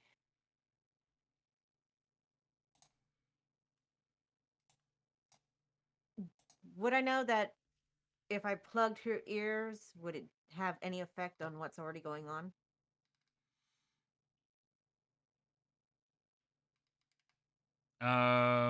Since it's not affecting you, but you can see that it's a horrific noise. So I would Mm-hmm. say that your character's intelligent enough to make that connection. But whether plugging her ears will work or not, you don't know. Because Roz is not plugging the ears of the horses. Or anyone else for Yeah, that and they're matter. agitated. Yeah, and the Mm-hmm. horses are agitated. Yeah, the And horses are everything still like this. agitated. Uh-huh. So, and Jinya, like I was just looking down on Jinya, right? You Mm-hmm. said where I landed, it's like I look down and there's the tent and everything like that. Mm-hmm. So she's kind of like in front of me, right? Like if I Yeah. just hopped over to the cart. Well, you can hop down to the ground now. No, okay. Well, I'm gonna The spores hop are down already the to her. spores are already in the air.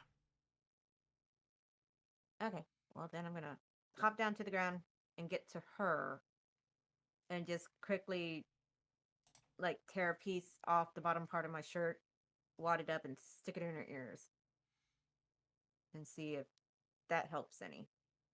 All right. She's struggling. Also, what I She's also struggling with you because you remember she said anybody tries to touch her, she's gonna be like, get away, get away. So you're gonna have to that's my convince Songbird. Songbird's gonna have to convince Ginny to let her help, and she doesn't right now want your help. So you okay. two figure that out. Alrighty, so, Junior. And somewhere is going to be trying to grab at her hands and pulling down to get her to at least try to look and sit still, or at least as she's struggling, try to pop one into her ear really fast. So hand, pop, just stick one, and then keep the struggle going until she can get the other one in. Ginny, what are you doing? Ginya's fighting her because she doesn't want anybody near her or touching her. Okay. So Ginny, roll me a strength check. Songbird, roll me a strength check. Oh, If you have athletics, Songbird, you can use athletics if you're proficient. Chinia, if you want, you can use acrobatics or athletics, either one, as long as you're proficient. Because you're trying to avoid her touch too, so you can wiggle away from her. Mm-hmm. You're basically doing opposed grappling checks. I'll just do a straight strength check because I'm not proficient in either of those. Okay. okay. Oh. And you said athletics or acrobatics, or No, just you athletics? all have athletics. I mean acrobatics. Stop it. You only have athletics because you're making the grab for her, so she's dodging away from you. Unless you can make a really good case for athletics or acrobatics. Okay, so Ginia rolled an 18. Songbird, you rolled 17 total. So Ginia is fighting you off. She's not letting you near her. She's struggling. She's not making this easy for you. And she is screaming at you to like just get away from her. No. I'm gonna look her straight in the eye and I'm gonna say, "Go help someone that you can help." That would be you. And so Go help Roz. I'm not going near him right now. Do you see what he looks like? No. Do you see He's what I Roz. look like? Yeah, you. I've seen this before.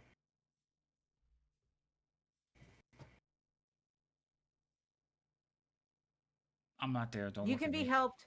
Just put these damn things in your ears. Just hold still and put them in your ears. Bardic Inspiration wouldn't be because she's not doing a check, is she? Ooh, I just thought of something though. Okay, well, you hold on, think about that. We're gonna switch over to the others outside. Roz, you getting the horses like masked up and everything. They're still like freaking out, and they're telling you. You can hear their little horse voices in your head telling you that make them stop.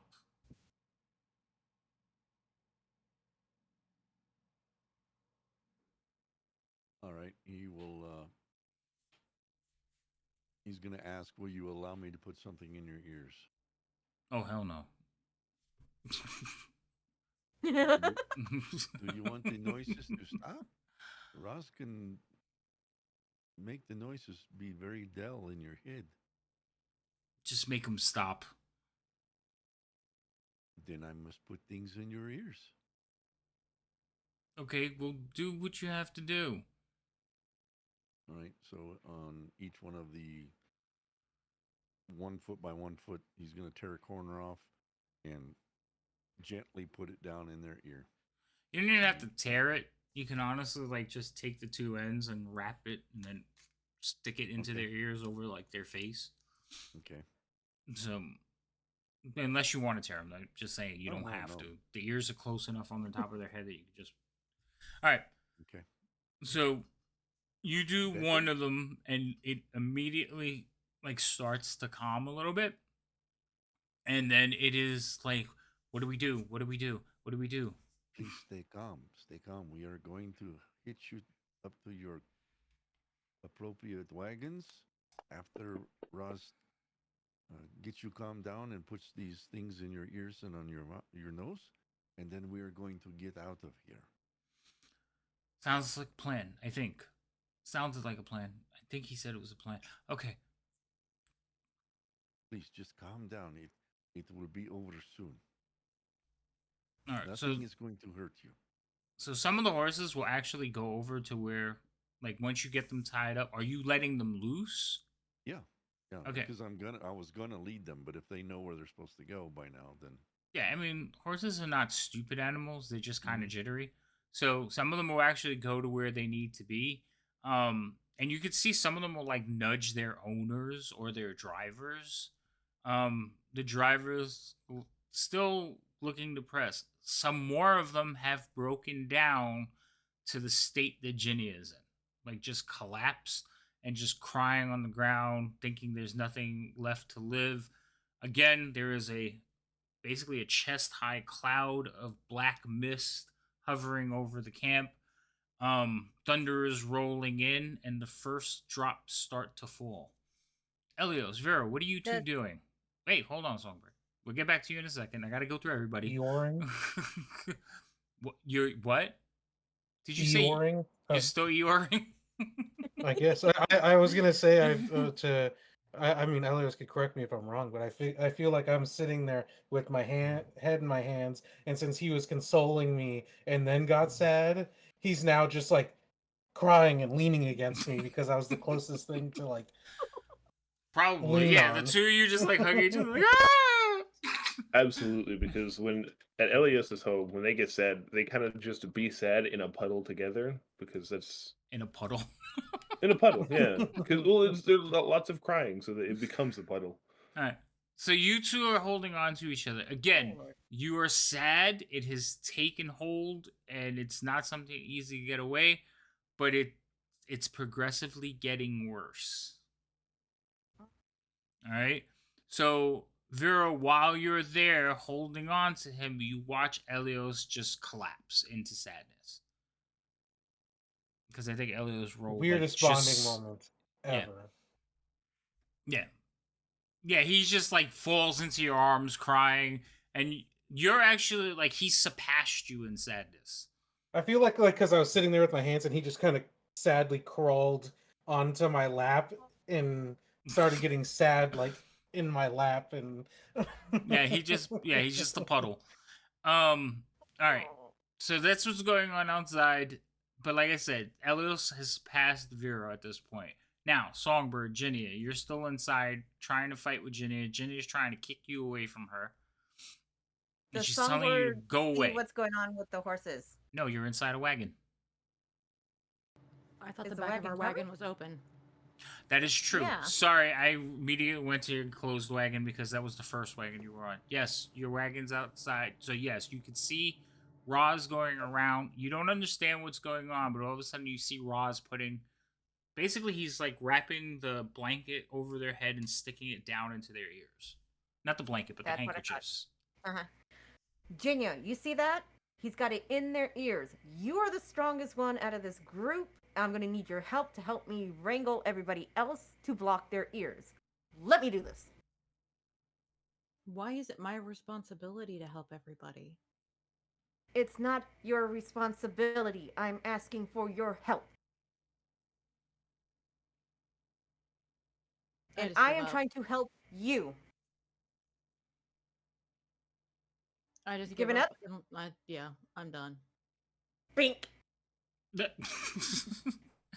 going in her ear. She pops an eardrum. All right. So you basically start. What are you putting in her ear? I don't. Oh, a piece of your shirt. I Yeah, you ripped said- off a piece of my shirt. All right. So Ginnia, as soon as she starts putting stuff in there, you could still hear the muffled cries, but it's not as weighted on you.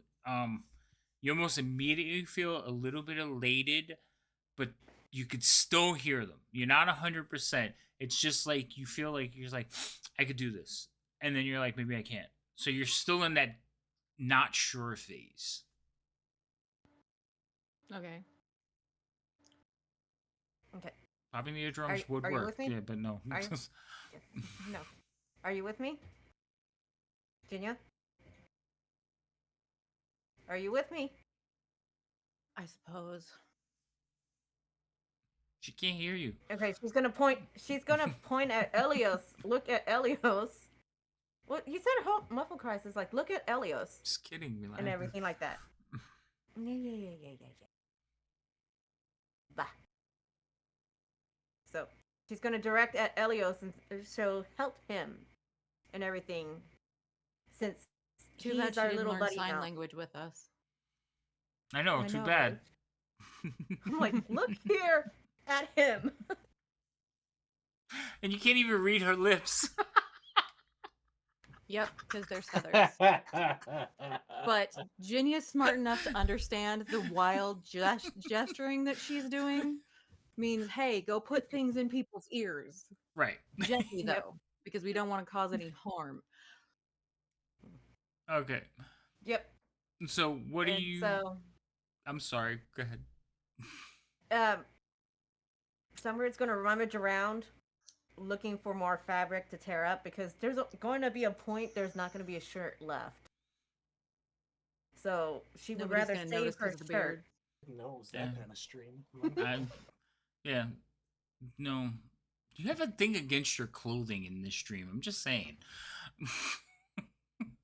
All right. One pair. I only put one pair in one dress. So, I mean, I do have 50 feet of silk rope that we could cut into earplugs. That could work. that's true too. But before you do that, you guys are watching and you're like going through this whole thing, and you see Bade sitting on top of the wagon, just looking and like looking around and shaking his head. He's not crying. He doesn't even look sad. And like Bait. he says, "Oh," and he like picks up something like a cylinder and throws it at you. Okay. Going to try to catch it. Roll dex Oh, check. I think I know what these are. What am I rolling again? A dex check, just to catch. Okay. I should roll to see how well I I- threw it too. If you hit me Like- in the head, I'm gonna hurt you. Yeah, you got it on target. Yeah, that's fine. So you snatch it out of the air, you catch it with one hand. What did you think it was before I say? Corks or wax? Wax. It is a candle. And he's going like this. Yep. Perfect. All right. So we're gonna start shaving off the pieces, rolling them up, and everything. And The old handing- candles, you could actually some- just pinch them and pull off pieces. Okay. Well, then the old school ones, pinching off pieces and breaking them off for Jinya to start running around and putting them in ears. Yeah, you could have just broken it in half and gave her half. So like I'll give her half of them. I'll take half of them. All right, so you two run around, start plugging everyone's ears with candle wax. Roz, you got most of the horses done. Do you guys take care of Vero and Elios at all? Yeah, we First plugged their people. first. Okay, I was pretty sure. So Vero's fine; his ears are right there. But Elios, which one of you is taking care of Elios? I mean, I Jinya probably has would have closer gone- bond. I was about to say I probably would have gone to those two first because I've been basically bunking with them for. Right, but did both of you go to them or just Jinya? It's fine. I just need to know. I would have thought that think we would have if- gone separate directions so that we could catch more people, but Okay, Yeah, all right, that's fine. So Jinya, you go to Kinda them. like that way. And Songbird, you run in the other direction. Now remember, every time you take a step, because as you get further away from your central camp, you are kicking mushrooms, but you are getting to people, and some of them are laying on the ground, some of them are like, what's going on? Why are they screaming? And like they're in different stages of falling into despair. But you come up and you go through the same struggles, you're like, shush, put some stuff in the air. Jinia, you get Vero taken care of, and then you come to, you know why you have a little bit of trouble with Elios.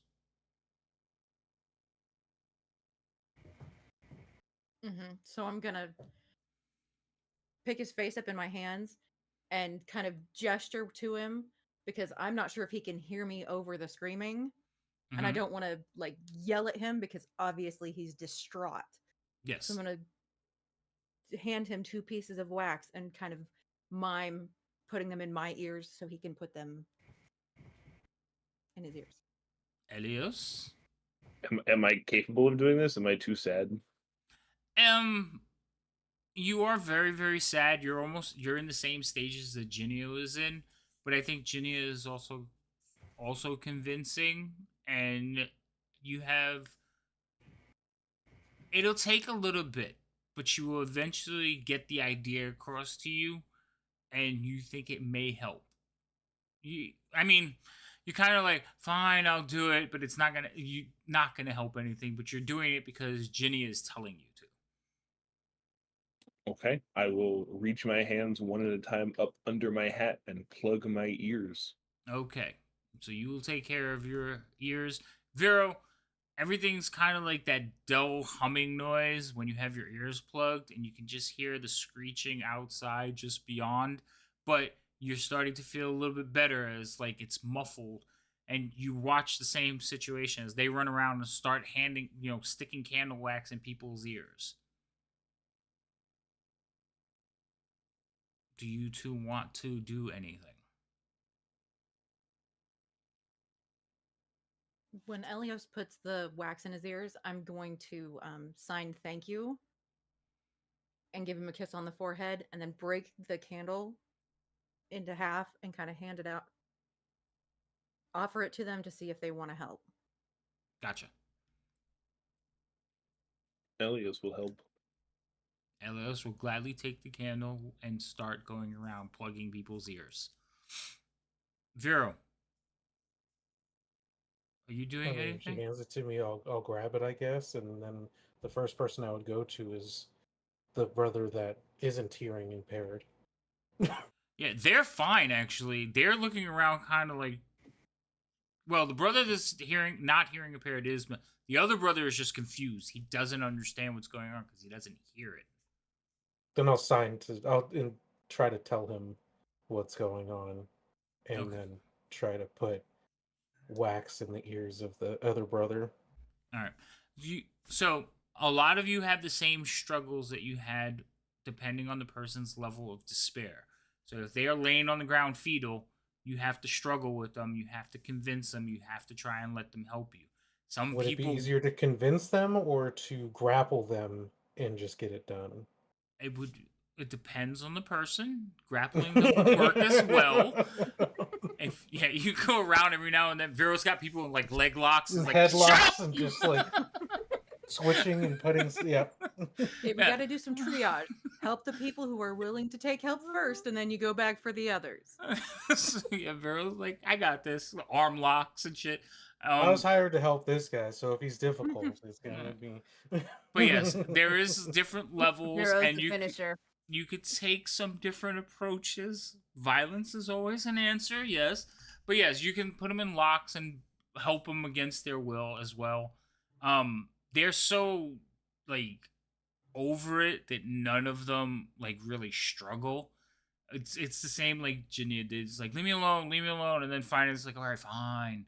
But sadness, overwhelming sadness. Roz, you go through and get most of the horses set up, but the people who have been helped so far are trying to get their horses strung up. Songbird, you are going around plugging people up too with the candles, and so is Bade. Bade is uncharacteristically helping. But you can tell he's only helping rich people. But he's still helping. Yeah. Yeah, I'm not And gonna Bade care. is Bade. Like I don't know what to tell you. At least he's helping. Yeah. It's like, Roz, at least Waiting he's for a helping. tip He's after probably he doing it plugs to her show ears. off. yeah. Roz, you notice that the cultists, they've had the same idea. Like they see what you guys are doing and they start helping their own. Do I notice, or does Roz notice the candle? You notice they're Idea. walking around with something. Roll me a perception check. I'm pretty sure they will eventually come over to you and be like in your ear. Mhm. So they'll probably just show it to you. So don't even Yep. worry about the perception check. You will Okay. know. Yeah, that was Alright. gonna be my next thing. It's like as soon as I get to Roz, it's like, Yeah. because he's too Alright. tall. You might need some more candles, and Bade will bring some over because he has several from like from when he sets up the tables at the tavern. So he'll bring over some more candles. Kind of Okay. complaining about that Okay. this is cutting into his like supply, but it is what it is. You Well, can't You'll sell get more alcohol to money. dead people. He'll look over at you, not sure what you just said to him, and go, "Uh huh." So you guys will eventually go around and get everybody taken care of in the camp. True to their like not existing with other people in the caravan, none of the cultist wagons helped each other either. They basically their own little wagon, they took care of it, and then they started clearing away some of the mushrooms around their wagons to get their horses like set up. You don't know if they communicated the information to the other wagons, but all three of their wagons were ready while you got the rest of the camp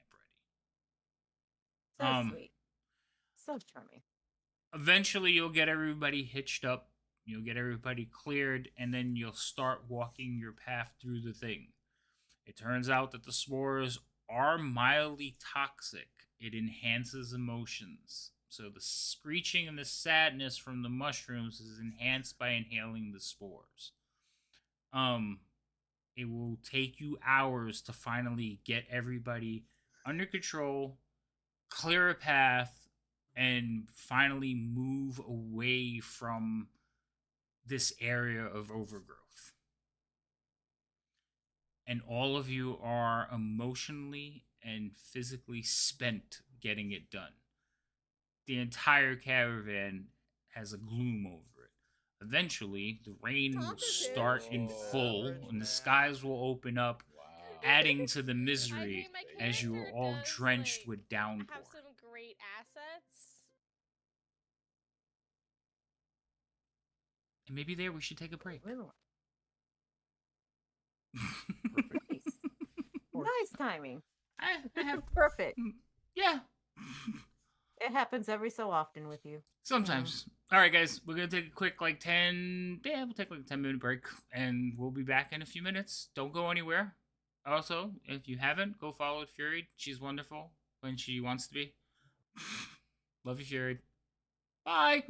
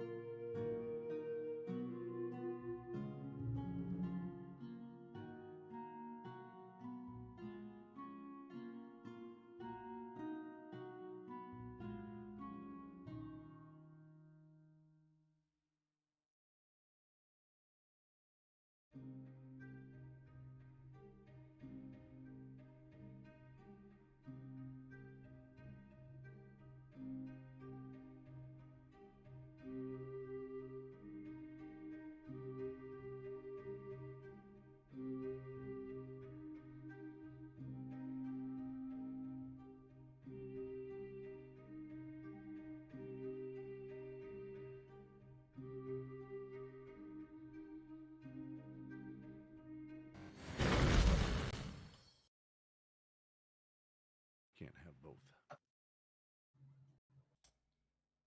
Oh, All right, wait. we're back. Oh, I had to eat something. Okay. My beard was off. So did I. I'm eating pizza. Yeah, but your Yeah, beard you doesn't try come to off. eat with a feather beard. That's fair. All right. There we go.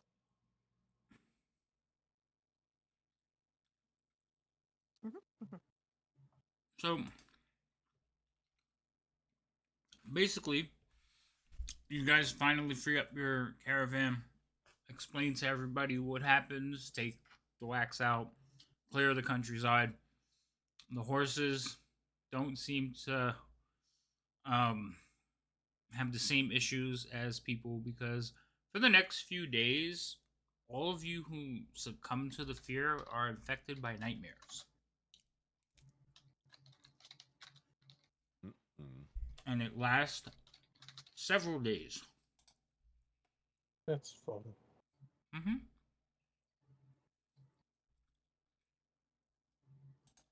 Let's see.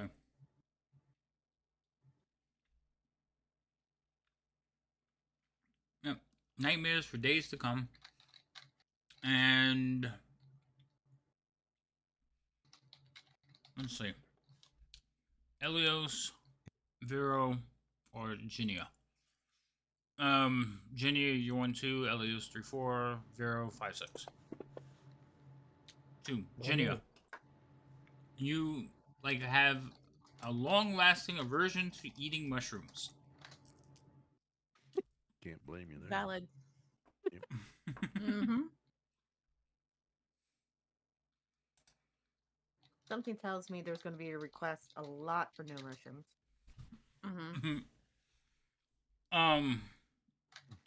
Next few days, the demeanor around the camp is very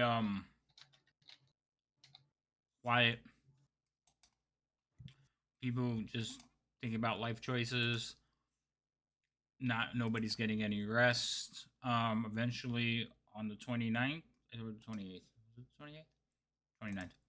On the 29th, you all no, it's not the 29th either. Jeez. When is it? Oh, the 30th. The 30th, you all stop. Take a couple of a day or two to get yourselves rest up the animals, get everybody back into normal working order. That is about 5 days after the mushroom incident. Oh wait, 1, 2, 3, 4 days. Sorry, 4 days after the mushroom incident.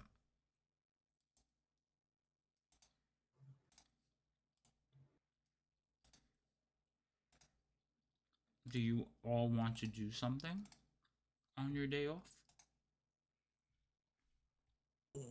Sleep and recuperate. You could do that. Seems like that.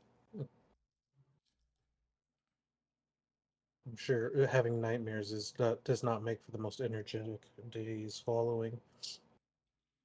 Songbird's just been going around playing her lyre gently. Nothing like overwhelmingly peppy, but on the lighter side of things.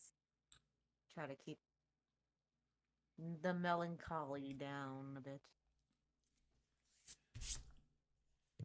By playing melancholy music? Well, okay. Hold on. Not so much melancholy, but nothing like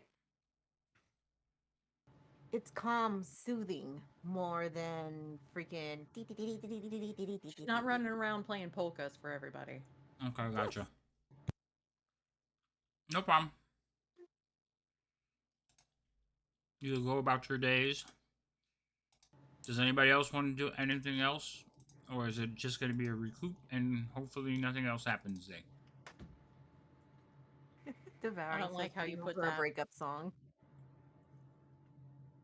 What? Oh, you said it in your chat.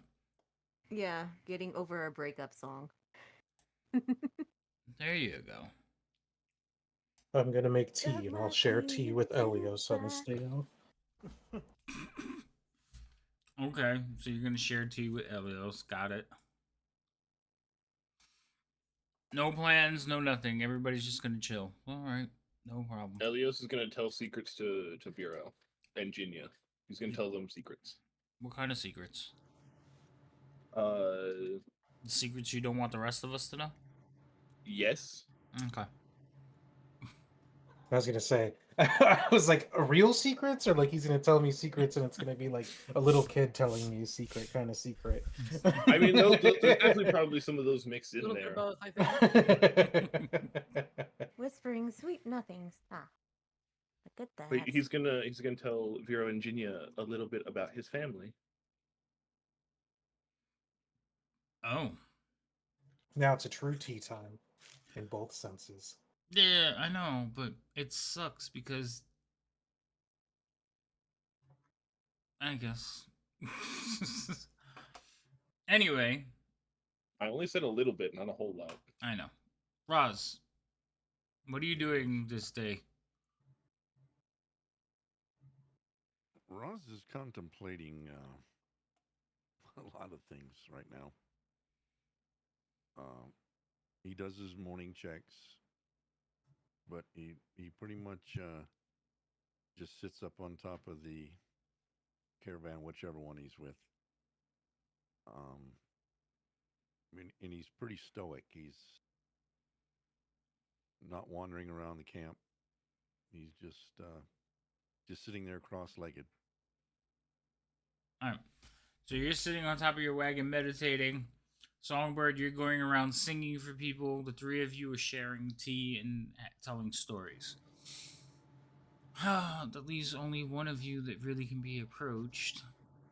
Now, do any of you remember that one of you was approached at one point? Somebody was offering to buy something from you. Does anybody remember Yeah, that? there was that dude trying to buy my staff. Mm-hmm. Yeah. Okay. Just wanted to make sure that you guys remembered. See what happens when you get a pretty staff and not a more functional staff? This is what happens. Mine's pretty It's and form functional. and function. Why you gotta judge my staff? Songbird, do you go out and oh, she's talking to somebody. Okay. Do you I'm go okay. out do you go out and sing to like the cult wagons, or you ignore them too? Well, they kind of suffered with us, is what the premise she's going to use, so she's going to try Okay. and everything, kind of like not fully approach them, kind of gauge the feeling, kind of like maybe go into the space in between and just show that,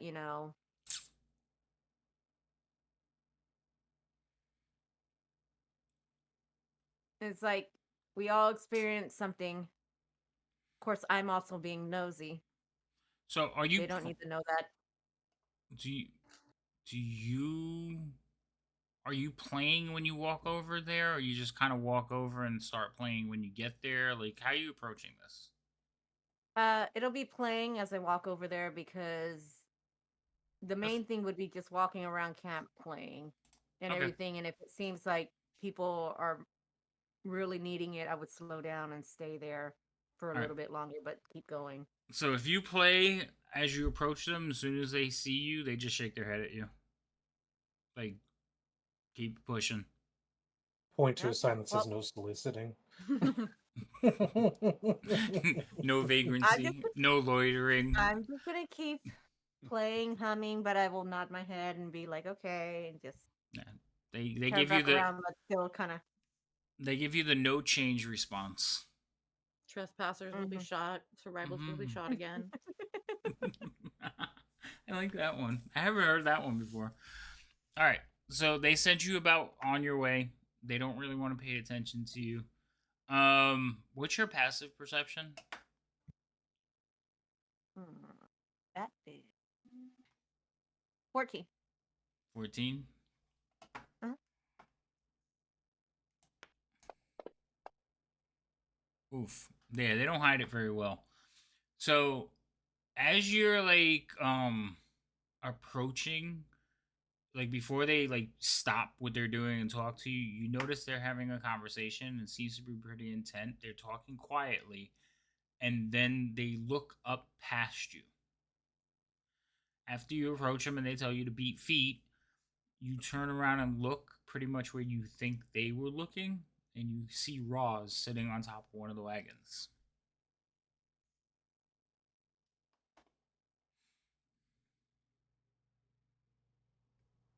Okay, let me reemphasize now that the mic is on. Yet. Yet? All right. Shit. Oh. Shit. That's different, yes. Mierda. Anyway. So Songbird's still gonna act like she hadn't noticed and everything, but going to make. I'm guessing, would that be part of the convoy that she hasn't done her cycle yet? Up to Like you. she came up one side. It's whatever way you want it to be. Yeah, I don't want it to be obvious that I noticed in the direction they were looking at. Okay. But Well, you're walking away from them, so it's you decide what you want to do. yeah, but if I came from that direction, why would I go back to the same direction? Because remember, they're not at the wagons; they're separated. They're a little farther away. Right. So if you walked out towards them and they were like, you just turned around and walked back the way you came, so it's not a big deal. And they really can't see. And Once you either way, I'm gonna try to get to Roz. Okay, so picture a group of wagons, like in a little semicircle, because they all kind of come together. The cultists are outside of that circle. So when you walk towards them, away from the wagons, then they told you no, you would walk back towards the group of wagons, and until you pass beyond the outside of the wagons, yes, they can see you. Okay, that's what I was asking. It's like, can they see me once I get into the world? All right, so that it answers it, and then I'm doing my cycle, but heading in the direction of Roz. Okay. So I can get to Roz. Okay. Question. Is he still black? Roz? Yeah, he's still painted. I'm assuming he touches it up every now and then. Yeah. Yeah, just making sure after the rain and everything like that, it's like. Yeah, during the rain is probably the worst time, but no, I'm assuming he touches it up when he gets a chance at night and stuff. Yep. Okay. Just making sure. Okay. Alrighty.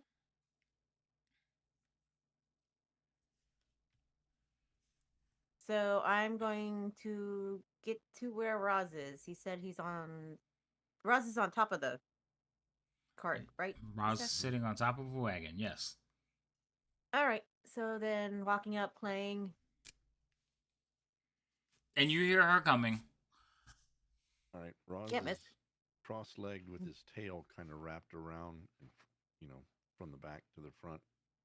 And as soon as, not just him hearing her, but when he maybe catches a bit of a side glance that it's Songbird, his tail's going to start twitching.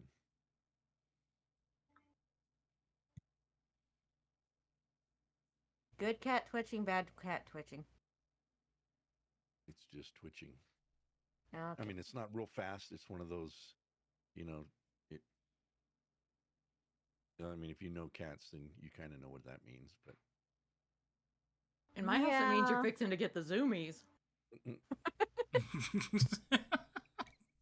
It's like, yeah, I usually get like nasty little looks from my cats, but I there's coaxing, catnip, food, a little tea,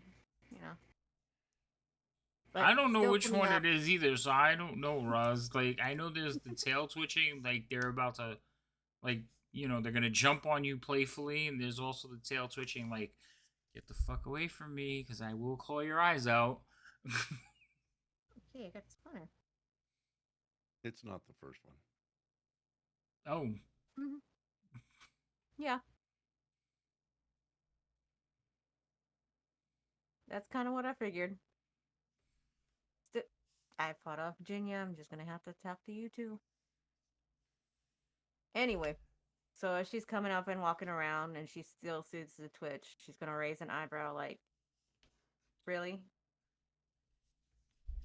Roz, I need to talk to you. Don't Ross give is me that not look. talking today.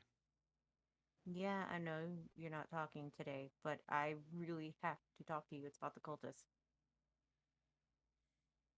They are still here. That's all Ross needs to know. They seem to have singled you out. They must get in the line then. Oh, good lord.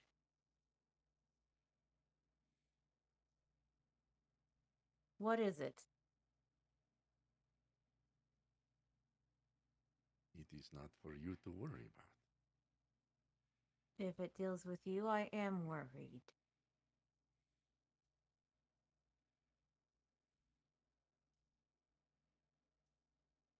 Roz will ask you nicely, please. Just move along and play your music for the others.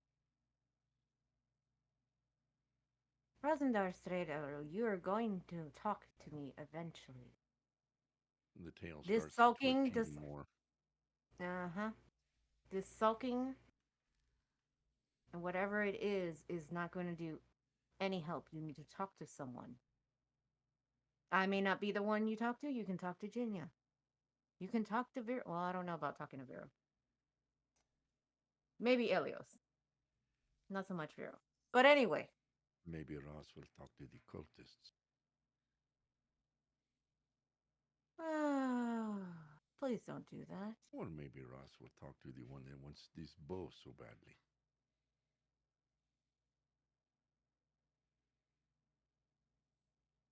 Wait, was there someone that wanted the bow? That I don't remember. Out of character. I was like, wait, do I remember this? You probably don't. I don't think you were there, so no. Okay. That would explain why I don't. Or maybe, Okay, get back in. just maybe Roz will talk to the one that likes to beat the horses.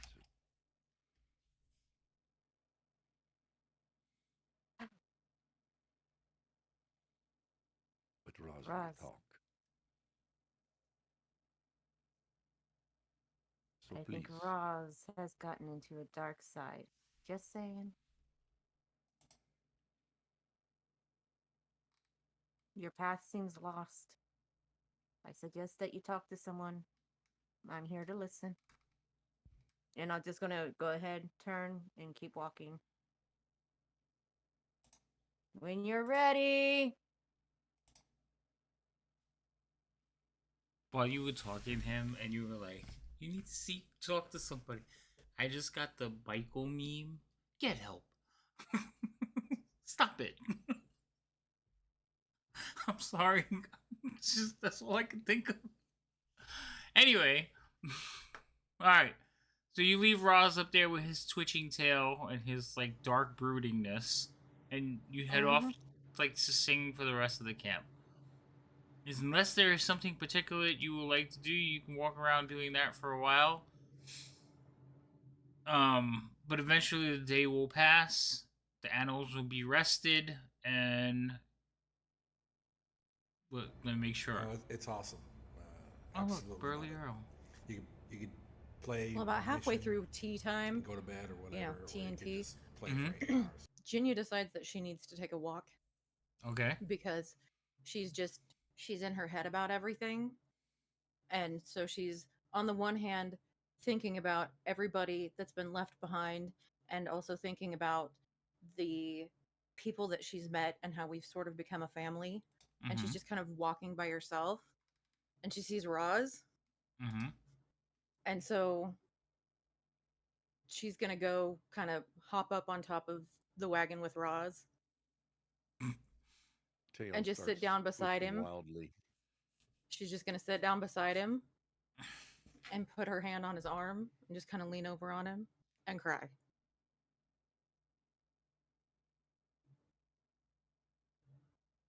This one is not the one you need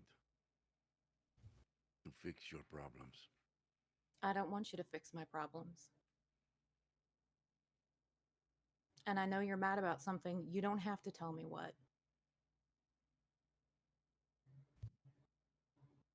That You can is be good, mad. 'cause Roz will not. Okay, I'm not going to push you. So why are you crying? I think I just needed to. Hmm. The hairless ones, it's much about the emotions. Ross does not understand. To be fair, neither do we. It just hits, and sometimes you just have to roll with it. Hmm. Ross does not like rolling. Well, He it's would not rather fun, but it is a pounce. skill that can help sometimes. Hmm.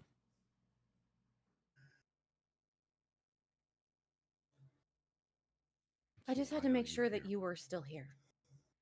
Ross is here.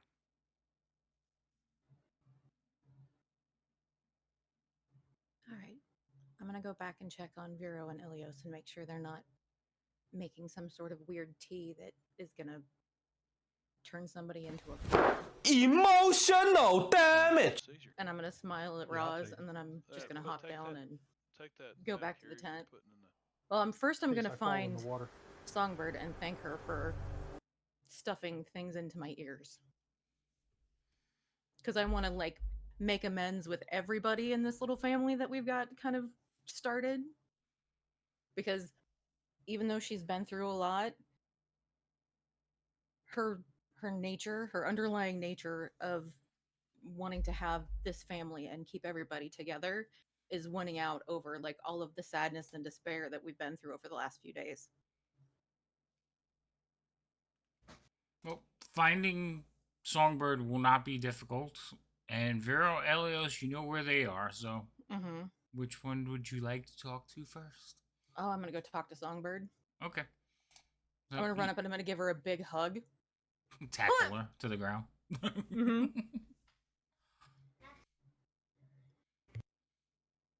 I didn't tell you when it happened, but thank you. That's fine. The bruises will go away. I mean, to be fair, I've got some too, so, you know. Yes. You're stubborn. I know. I know. Well, you know. We're both stubborn. That's why we get Yep. along. So Songbir's gonna hook her around the neck and kind of squeeze her.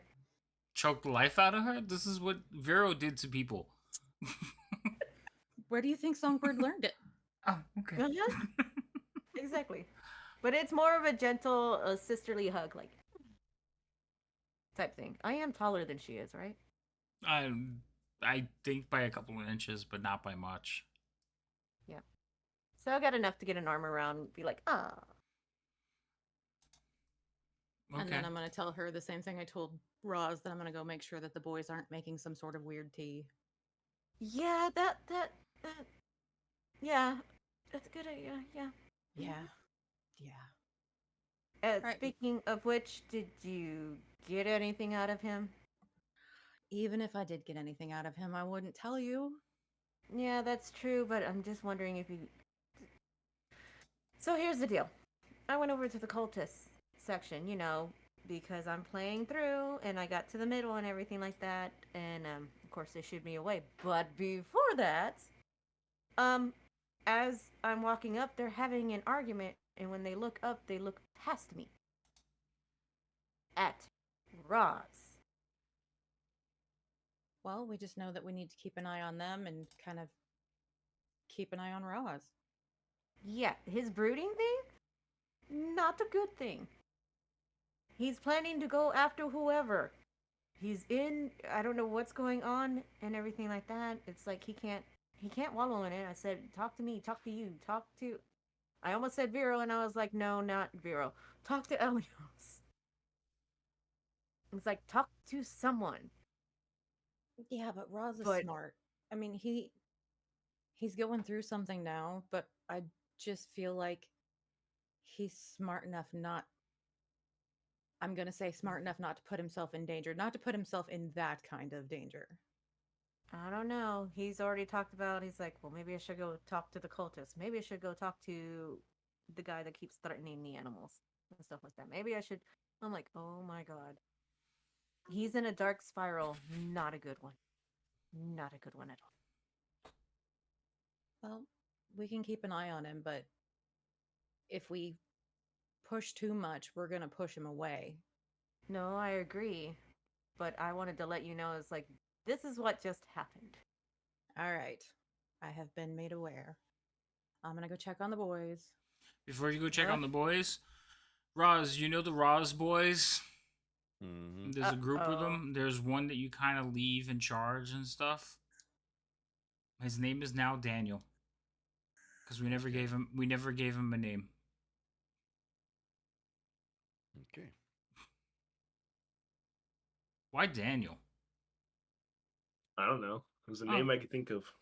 Okay. His name is now Daniel. As long as we're not changing anybody's names, that's fine. But we never named the leader of the Roz Boys, so it can be Daniel now. I'm not remembering though, so make a note. Mr. Bring Up the Rear? Bade? No. Never mind. What are you talking about? Hands on shoulders, human can't see. Protecting the rear. Never mind, you don't remember. I will bring the I'm trying to charger. remember what I'm doing now. like, like, you want me to remember something for 3-4 weeks ago? No. Anyway. No, I'm working on it. All right. So Ginny, you go find the boys. They are sitting there with T. Mm-hmm. Seriously? Did you find one, Elios? Did I find one what? I don't know. You said He for can the- see our chats. I could just so you see know. what you guys talk about.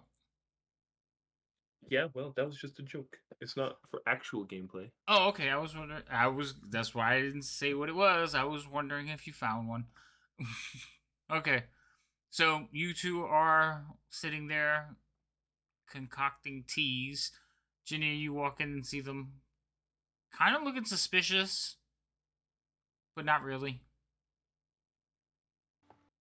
No more suspicious than usual. No, yeah, no more suspicious than usual. I'm just going to kind of sit down with them. Because, I mean, I've been hanging out with them, so Mm-hmm. all is good in this little world. Yeah, everything's calm. Everybody's content. I'm going to ask for a cup of tea. And I'm going to say, it doesn't have mushrooms in it, does it? No, but I think I could make a mushroom tea No, if you want some. I'm good. I'm good without it. Thank you. Too soon. Like, you mentioned Yeah. mushroom tea and she looks like she turns green. I didn't know you could change colors. That's impressive. Can you teach us how to do that as I'm pouring a normal cup That of would tea be one in? psychedelic tea. Ooh. Mm-hmm. I don't know if you want to learn how to do it. It's not a voluntary thing.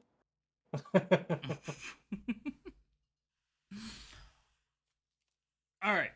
So you spend time. I don't think you have any deep conversation have with them. So unless you did, No. you're just hanging out with them. Okay. Yeah. So basically, the rest of the evening goes without a hitch. Everybody gets some rest except for Roz, who's brooding on top of his wagon, facing life decisions. Roz, you have been sitting on top of the wagon for the last couple of days. You know, at night, you basically take that position up there. And while you're on top of the wagon, you can hear people having their nightmares. So this night is not as bad after a long needed rest. Everybody seems a lot better. and you could see like generally the camp is kind of getting back to it. The people who are least affected, you, Songbird. Well, I don't know. You're just mad, but Songbird seems like normal. Bade seems okay. The deaf guy seems all right. Um, the adventurers, they seem like distraught. They don't look like they've gotten any sleep, or the companions. The person that they work for also does not seem like he's been getting any sleep, and he is just like arguing with them constantly. Karen is kind of comes over the next morning and she says, "We're making good time. We are going to be heading out soon. Hopefully, Roz, you can get some of this your morning scouting stuff done. But I think we will make Waterdeep on schedule, barring any more craziness." Very well. Yes. Roz will do the checks. And he'll hop down off the and go do perimeter sweep. All right.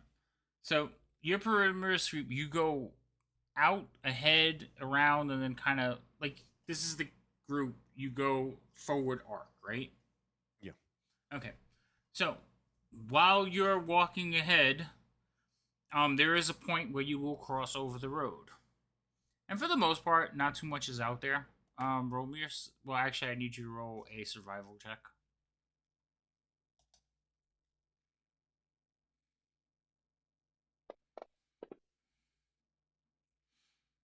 Yeah, just animal tracks, nothing crazy.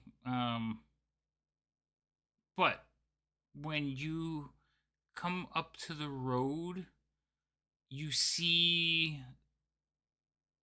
basically like a ball, a brown, shaggy ball on the road.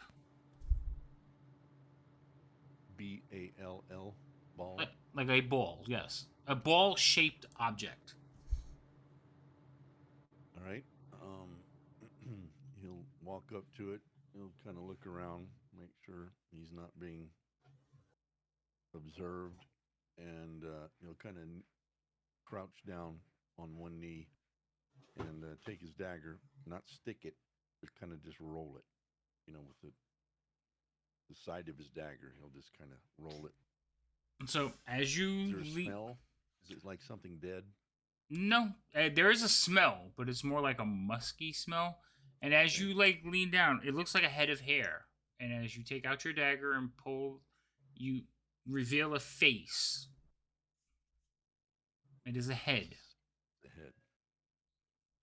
And there's no smell. Okay. No, there's a smell. Like I said, there's a musky smell, like somebody who hasn't bathed in days. Is it just a head, or does it look like it's been buried up to the head? You kind of like look to the side, and yes, it does look like it's been buried up to the chin. So.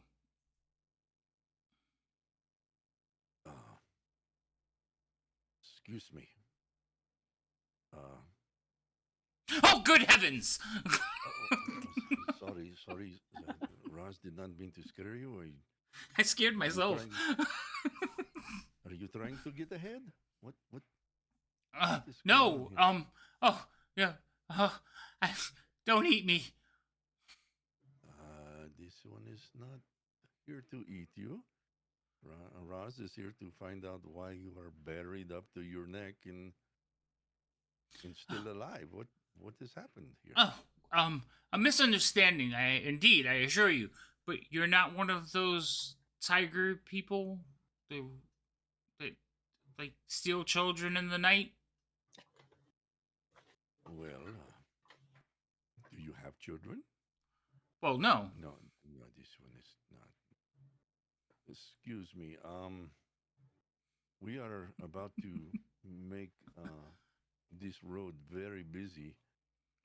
Would you like some assistance getting out of this predicament you are in, or would you just like us to travel by you? And Oh, I would think that would be wonderful. It's going to be a little bit difficult now. Remember, the roads are packed and everything, but he's like, that would be great. I've been here for days. You can see that he has like bug bites on his face. He's the sun has beaten on him. He's hot. Roz will take his Play his water voice need a skin. tad louder. Now you tell me, Drake. I think you guys are too low. I think it's just Roz. Let's see. I'll put it up a little bit. Okay.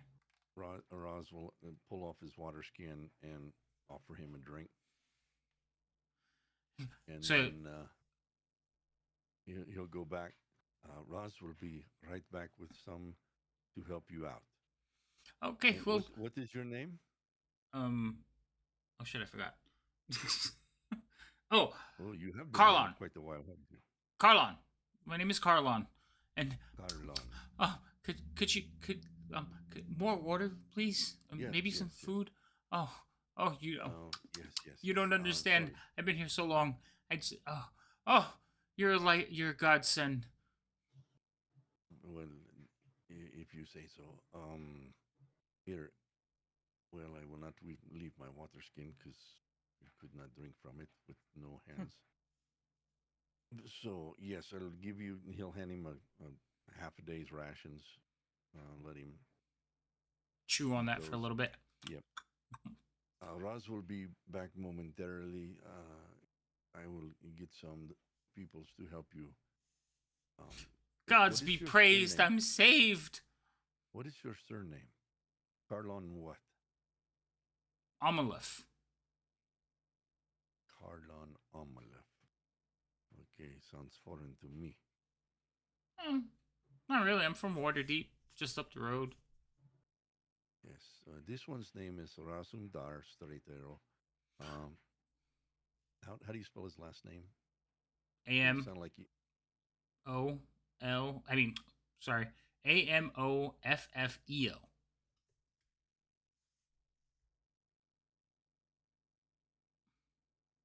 Okay. Ross will be back momentarily. Do not despair. Someone will be back, and he'll head back to. I'll wait right here. No, like I can That go is anywhere wise, yes. anyway. Yes. He'll go find Karen and Okay. tell her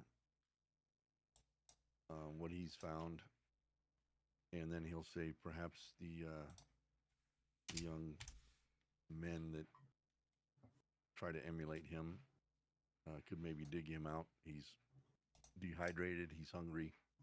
His name, and he'll pass on the name to her. Hold on, I'm getting my dice because I forgot to put my points, and I just got another inspiration. Yay!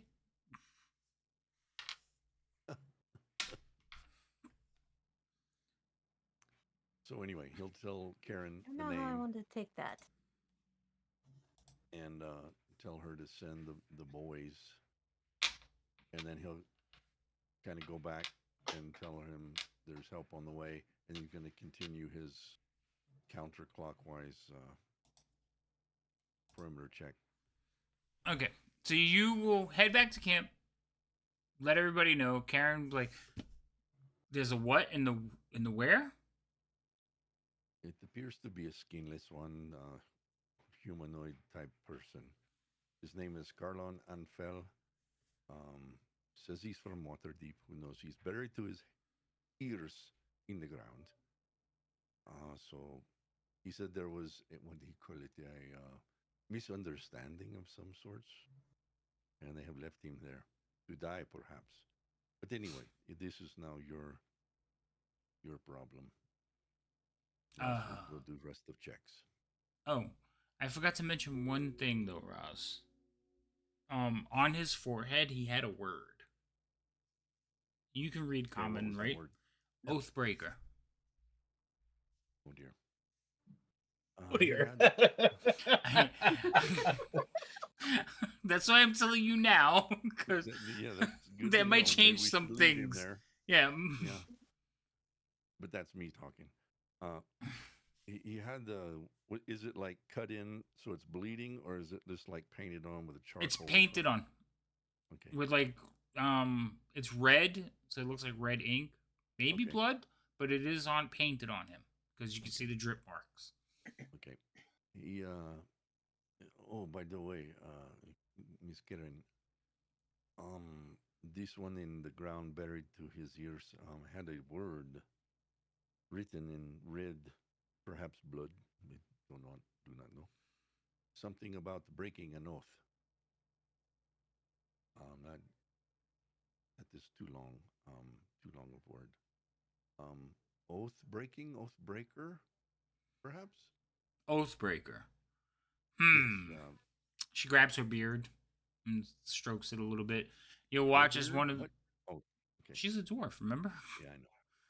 So, one of the merchants, the merchant carrier that she rides with, will look over and says, "Not a good sign. Perhaps we should just pass them up. If somebody went through all the trouble to bury him, perhaps we should just leave him there.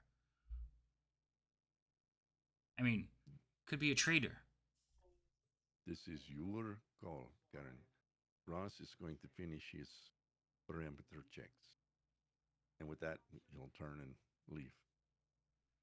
Um, she's gonna look at you a little bit confused.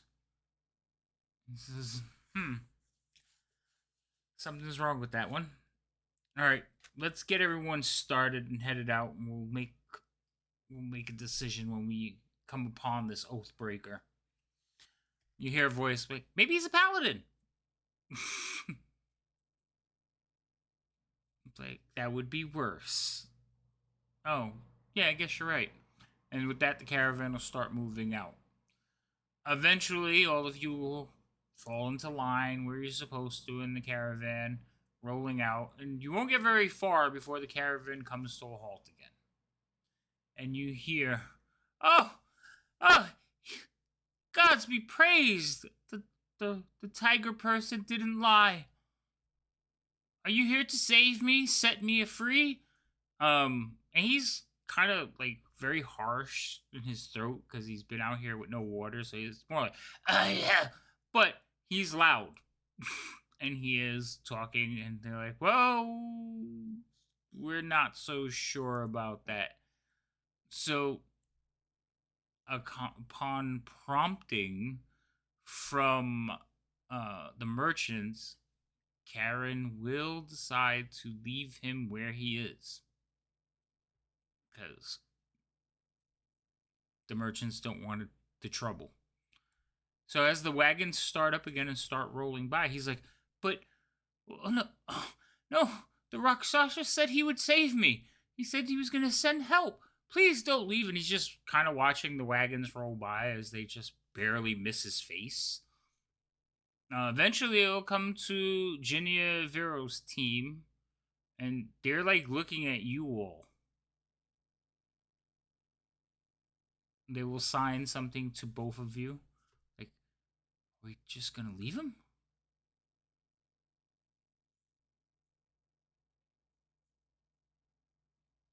The head popping out of the ground. He's a head in the dirt. He's buried up to here. Is it Do like people- hard dirt around him? Like he's been there for long enough for it to get real. Yeah, it's not like it's freshly churned dirt. You can't like reach down and yank him out. He's been there for probably days. Also, it's the summer. And it rained, so he would have had something to drink in the meantime. Mm-hmm. Mm-hmm.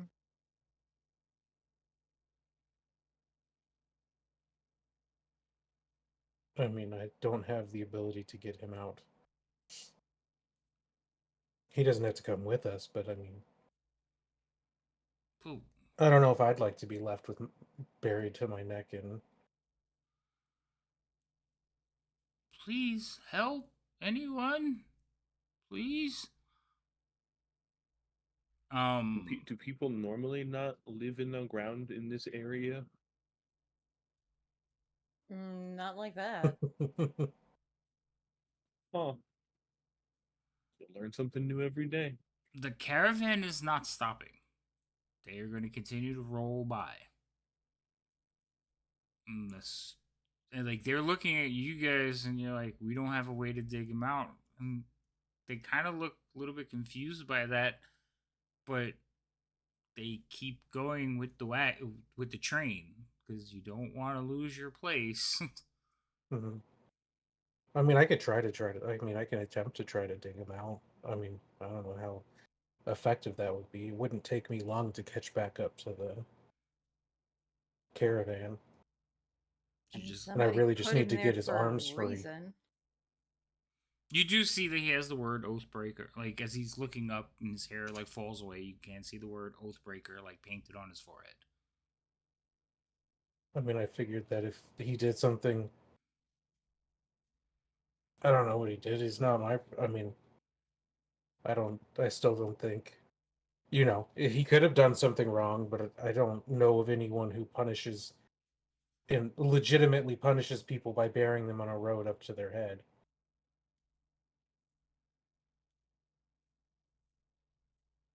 And I mean, would I know what an oathbreaker is in the Somebody technical who term of it?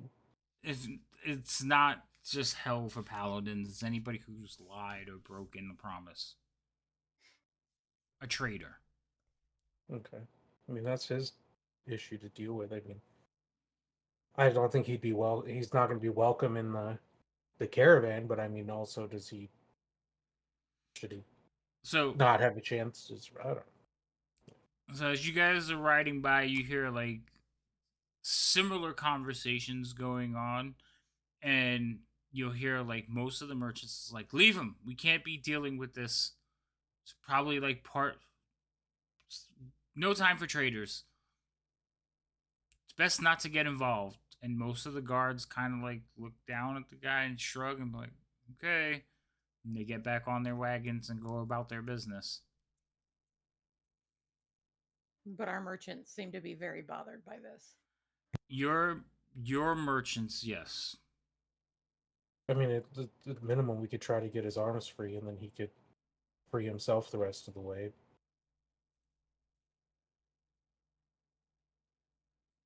May as well. I mean, if he's done something bad enough that they're burying him up to his neck, he's not going to go back and do it again, I would hope. So maybe whatever lesson whoever it was trying to teach him, he learned. Partly because I'm just trying to do what I feel like our employers would want us to do, and partly because I feel bad leaving a dude to just die buried up to his neck in the road.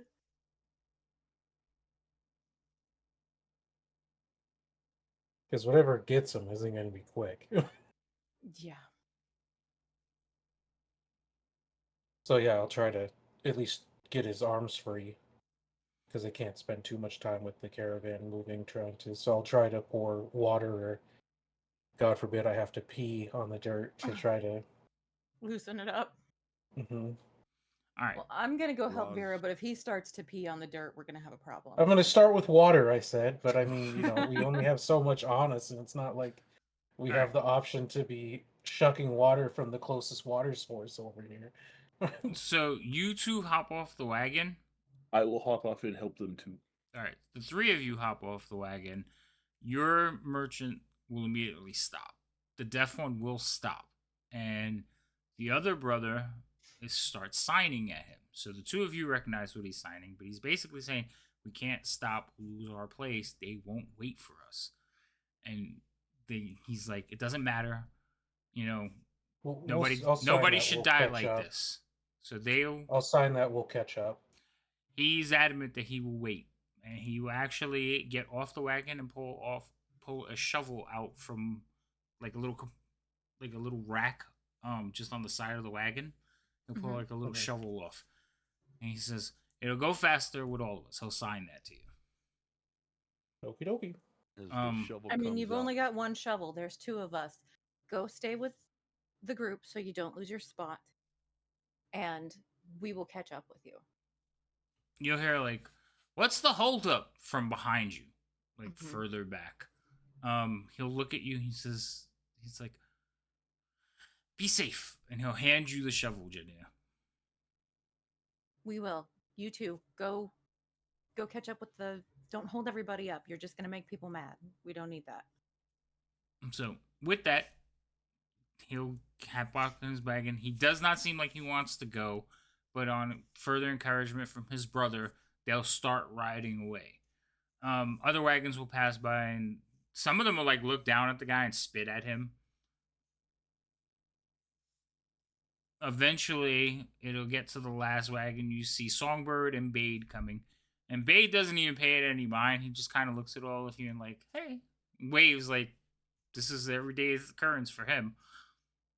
Songbird, you see, wagon goes by, Roz will kind of step out from behind it, okay. and he'll start doing like cat scratch. You'll be digging up the dirt. All right, so as all of you are digging up the dirt, this guy is like kind of like teeters in and out of consciousness because he is very weak. Songbird, do you jump off the wagon with them or just keep going with Bade? Bade, where are you going? With the caravan. I don't know those people. Do we know those I'm people? gonna holler at Bade and be like, "Do you have an extra shovel?" I did not see her.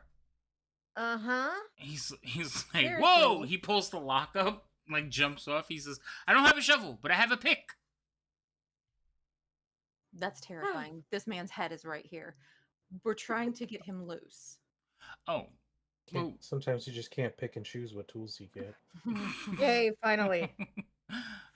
that was your first one the whole It's about night. damn Oh my time. god! I've been Eeyore all the majority That's of the true, starting he has point of been the Eeyore. game. Oh my god. Yay. Oh, okay, fine. Go ahead, give him Are a you pun. typing it? No, go ahead. I'm paying attention to Okay. what's going on. All right. So Bade, upon seeing Ginia and like realizing what's going on, will stop immediately and hop off the wagon and produce a pick. It is a miner's pick, so it has the point on one end and the shovel type thing on the other side. He says, "Well, we could. I won't here," and he'll hand it over to like Vero. He says, "Perhaps you should do it. I'm a little drunk." I'll use it more like a crowbar then. Like I'll try to stick it in part of the dirt and like loosen up instead of full swings. Listen, what do you mean, Bade? Everybody's been so depressed lately. Like, I needed a drink. Why are you hating on a man's way of coping? Yeah, why are you hating on a man's way of coping? Why couldn't you pass out the drinks to everybody? I did. Business Down was the- horrible the last couple of days. Oh, And you know, once we pop those kegs, we gotta finish them. Oh Lord. But Just my princess go has back asked on for the help, cart. and I am here. And he'll kind of just like sit down on the floor and says, "But I'm dizzy." I'll deal with you later. Okay, dealing with you later. I'm gonna help. Okay, so you guys watch as you all have stopped with Bade, but the caravan continues further and further along. Hey, Raz. Raz, you breaking up dirt. The guy's just kind of in this hole, semi-conscious, and he's like every now and then he's, "Oh, the tiger man is back! Yay! Oh, you're short." But he's obviously delirious and sitting there not knowing what to do. As you dig him out, with all of you, it takes a while. It takes about, I think it was 2 people. Where is it? It says, yeah, with 4 of you digging at him, it's going to take you almost an hour because the road is like gravel, rock. It's not easy to dig in, and it's compressed. And obviously, it's been compressed back around him. You're thinking, some of you caster types are thinking this was magically done. Question. Mm-hmm. How drunk is Bade? Bade's pretty drunk. Is one of the kegs still have liquid in it that's been tapped? He's been working on it. But Is it's he not drunk empty. enough not to? Yeah. Is he drunk enough that he's not going to notice that, it's moving a little faster than he thinks? He's unconscious. He laid down. He's like, Perfect. "Go on and work on it. I'll be right here." And you All can right. hear him snoring. Taking that. Excellent. Let's water this thing now. Let's go. All right, so you're gonna take the one that's been tapped and like start pouring it on the guy. As soon as you start pouring, the guy wakes up and he's like, "Oh!" And he starts lapping at the water, like draining over him. Well, at least he'll feel better. Yeah, he Run, won't notice run. we accidentally. Right. Mm-hmm. Whoops. I honestly, somebody played a sound alert, and I didn't catch the last part of what you said, Jenny. Good. I said it'll make it so that he doesn't feel it if he accidentally gets hit with the pickaxe or the shovel. Oh my gosh! All right, so I mean, we're digging him out. We don't know the rest of his body shape. It is possible that he could accidentally. that is true. But I'm going to say that you guys are not just swinging like full on and you're digging away from him, and eventually Yeah, but you'll get him cut free. He is naked. As you're digging down through, he is naked. He is now covered in alcohol. You've softened the ground, made it a little bit easier to dig around him, but you get him down and basically just keep digging and digging until you get his arms free. He is still semi-conscious. Every now and then waking up for like water if it touches his lips or liquid, but he drifts back off to unconsciousness. As you dig down and free his arms, you kind of like lift his arms out, put them like on top of the dirt. You notice that he has a tattoo on his left arm in the shape of a heart. Harp. Not a heart. I thought it was a heart. Heart. So you're like, aw. It has his mom's name in it. Songbird's going to freeze and stare at that. Does she recognize exactly the symbol of the harp? It looks. Is it what she's thinking? It is definitely the symbol. Oh These boy. ones are so disgusting. He has a We're gonna tattoo harp on this right now. Oh my god, He has that's it. 2. He's alive, folks. I forgot the thing. Running away now. I had typed it before. How do you forget the thing? It's right before you. Anyway. I started typing the wrong thing. It's like I fixed it. Anyway, Songbird's going to lean down towards him. Is like, what happened? He's again in and out of conscious. He's been in this hole for days with no food, no water, other than what he can like lick out of the air. She's got a cantina with her, so or water skin. So she's gonna pour a little bit of water and be like, hey, wake up. Again, if you pour water on his face or near him, out of like reflex, he will lap at the air trying to take in the water. But he doesn't he doesn't become fully conscious. I'm gonna cast Cure Wounds on him because we need to know what's going on. You walk over and go, wake up. He's like, his forehead. Oh my goodness. Hi. Now he's still in the hole, so he's looking up at all of you. He's like, Well, man. Songbird's kneeling down. I And mean, obviously- but he's in a hole, so none of you got in the hole with him. So he's looking up at all of Heavens no, because he's naked. you. Well, yeah. Skinless. So, Hairless ones. do you want to tell us what happened? Yes, I will tell you what happened. I was betrothed to a young lady, and we were very much You want affectionate to work with on one freeing another. your legs while you do this? Whoa. And he'll start like digging, like pushing dirt around. He still needs help. He's obviously very weak, but he'll like start working on that and trying to get himself free. I mean, we have a caravan moving. We still need to catch up. If we sit here and listen to a story while not getting him unstuck, we're gonna be so I'm far I'm behind. sorry to have inconvenienced you. I will hurry. So he says, short of the matter, we were promised to be married. Her family was a bunch of criminals. I decided not to join their family criminal activity, and they put me in a hole. Better? Yes. Perception. Perception. Okay, you want Or to tell insight? Yeah, if you guys want to tell if he's lying, it's more insight. Okay, insight. But yes, you Okay. can roll those. Um.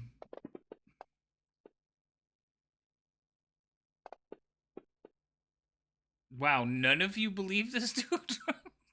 You all like, uh-huh. Well, considering what's I been mean, going he's on. buried in a hole in the middle of the road.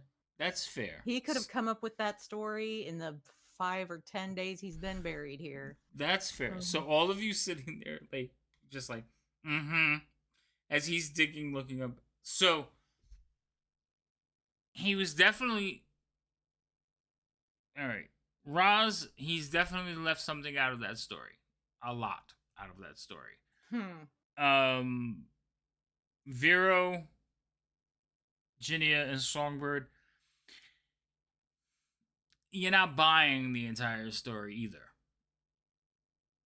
So, Roz, you're not buying the story, and there's a lot missing. Like, it doesn't even make sense. The rest of you don't believe his story.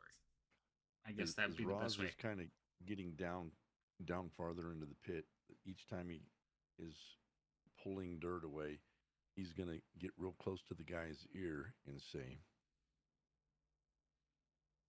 "If you do not tell the truth, we will just re-better you."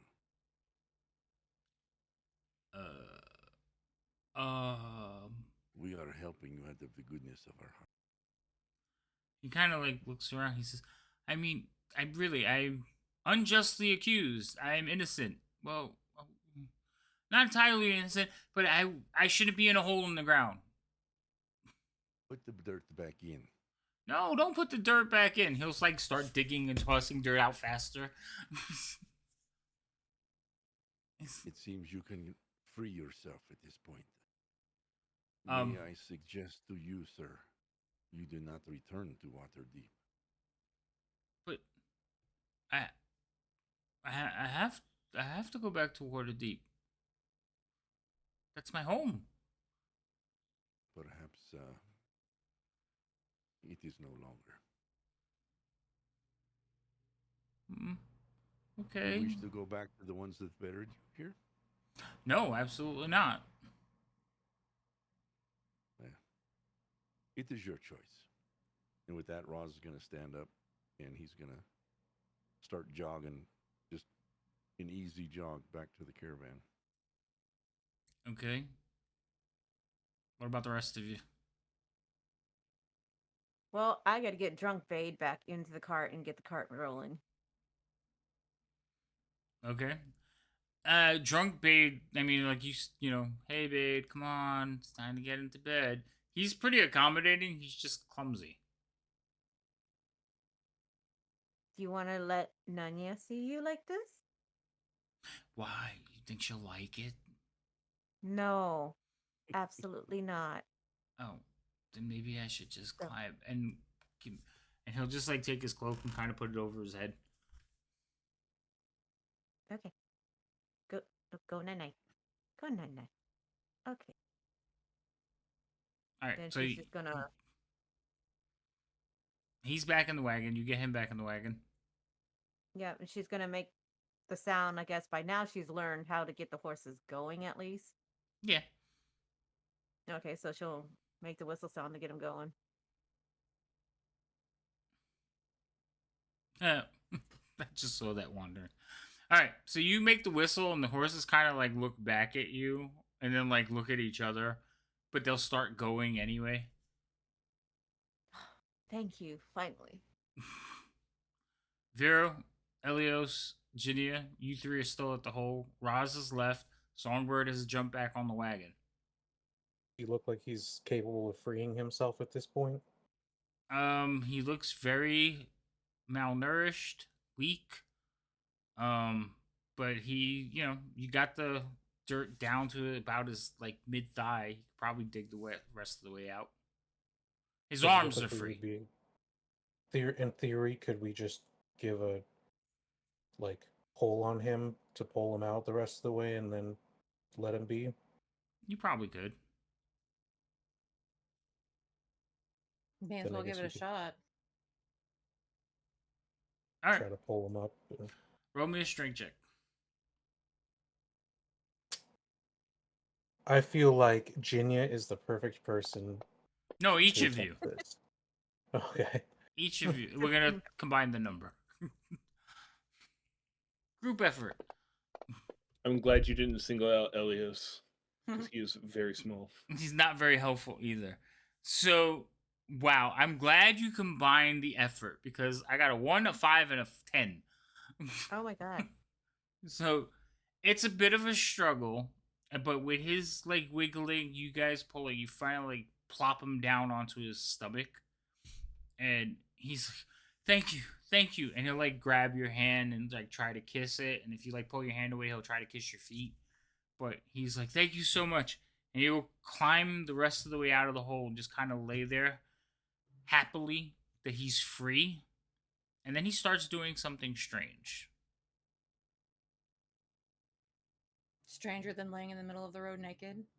Well, he's got a loincloth on. He was his top. He has a loin on. Okay. Kind of stranger than that. He'll actually like, kind of like turn around on his knees and start pushing the dirt back into the hole.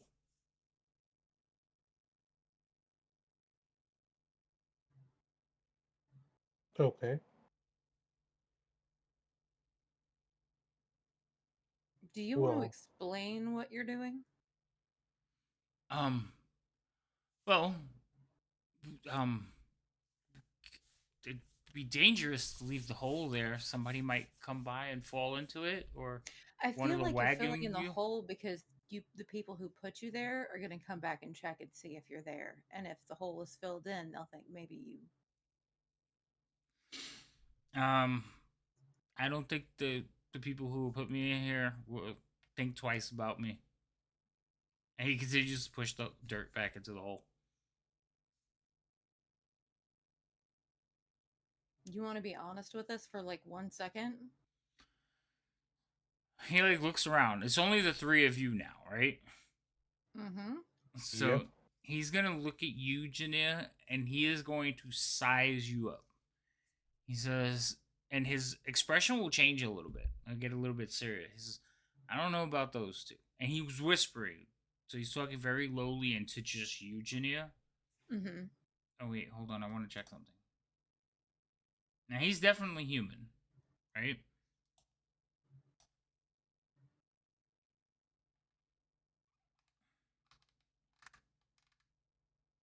Okay, cool. So, but he'll start talking to you, Jania and Elton. He says, Okay. I don't know about them two. And he's whispering to you, so he's trying to talk low, so it's very raspy, and his voice is very. But, I don't know if you noticed, and he kind of like indicates his arm and the harp tattoo. Mm-hmm. Says, I was on a job, my cover was blown, but they couldn't just outright kill me, so they buried me in this hole. And he starts pushing the dirt back into the. He continues to push the dirt back in the hole. Okay. I'm gonna roll an insight check. Okay. I'm gonna roll a deception check. oh, All right. So you were thoroughly convinced that he is telling the truth. Like his demeanor change, his delivery, there's no like variance in his voice. He believes what he's saying. all right. I'm gonna roll a stab. Bad wandering. And what's up, Stormy?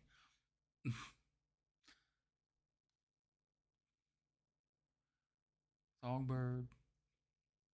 I'm going to um walk over to Veer. I'm gonna ask him if he has anywhere that he has clothes stashed along the road. There's literally an army of. he- Oh my god. It's going to be obvious Some to more. everyone in the caravan if he comes walking up in a is this the loincloth quest? covered Did in you dirt do with this Oathbreaker somehow? on his head. Remember when you guys poured the alcohol, Oh, that's right. it's smudged.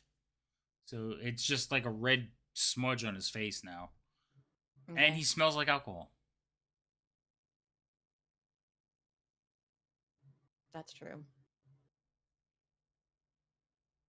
All right. Say I believe you. Do you think that you could keep up with us if we kind of hoof it to the to catch up with the caravan? And by hoof it, I mean run. Saying this loudly, or you still He whisper looks. to He him? looks at you. Looks down at himself. He says, I can make it."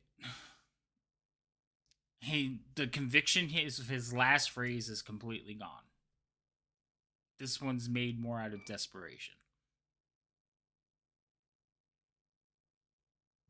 All right.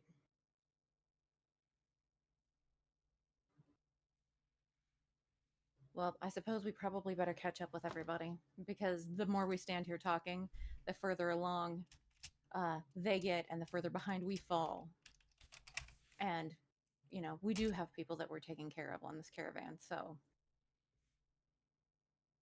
let's go. And I'm going to kind of gesture at Vera and Elios and be like, okay, let's rush back to the caravan so that it's not too horribly obvious that we have an extra guest. Chances. Okay. I was gonna say, well, chances are people aren't gonna be thrilled about that, but all right. The cart. I mean, isn't they're actually that probably not, far. but we'll deal with that. We'll cross that bridge when we come to it. What'd you say, Songbird? Remember, you're on the wagon driving away. Yes, but it's not going to be like hauling butt up the road Right. and everything because it stopped for the digging and everything like that. So at Well, one point they're going to come across it. I was gonna say you will reach their wagon long before you get back to the caravan, and you could probably ride that one to catch up. It would be faster, especially for the guy who is gonna do his best to run, but he's not gonna make it that far. He's he hasn't eaten. He's just had like lapping at water in the dirt. So, and then because he's trying to overcompensate, like his stomach is gonna be all messed up. So he's not gonna make it far. He could make it to the back of Bade's wagon. That works because really, if he is who he says he is, he's probably going to need to talk to Songbird, or Songbird will want to talk to him. That's possible. So if you catch up to Bade's wagon, you'll see them riding along. Bade is like sleeping he's sitting on the bench, basically leaning forward like he's driving, except his arms are crossed and his eyes are closed. And Songbird is driving the horses. For any of you who know how to drive land vehicles, realize Songbird is not really driving the horses are driving themselves. Yep. And they're just walking Songbird along. just looking back. Like, where are they? Where are You they? see them coming, and eventually you catch up.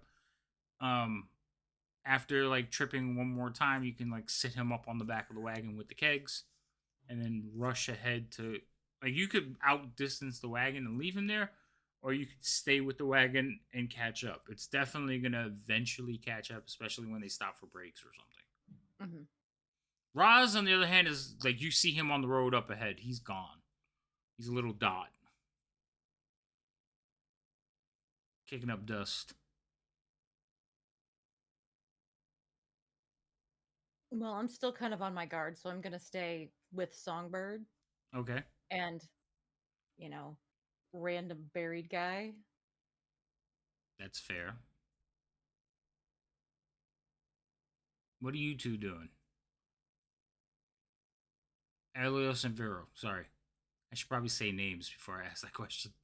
Because I look at them when I say it like they should know. Yes, But we don't know who you're looking at. Because if we were in a room, I would be like, what are you two doing? But yeah. Anyway, Vero, Elios, what are you two doing?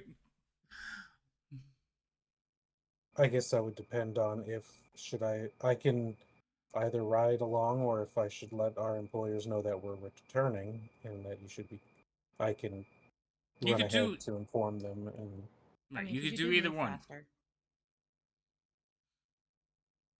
That way that they're not concerned about that and that we're on our way or you guys are on your way and should be catching up shortly.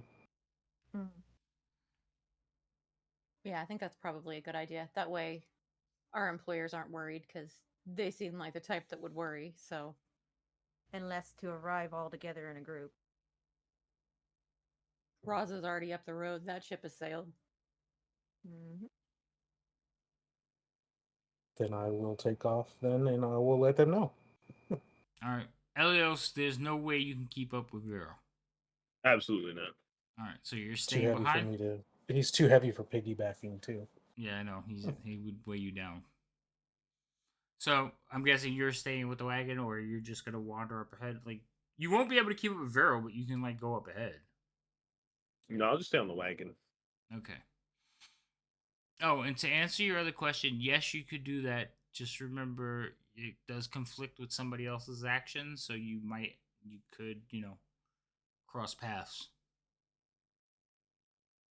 Can I do it now while we're further behind the rest of the caravan? Yeah, you could.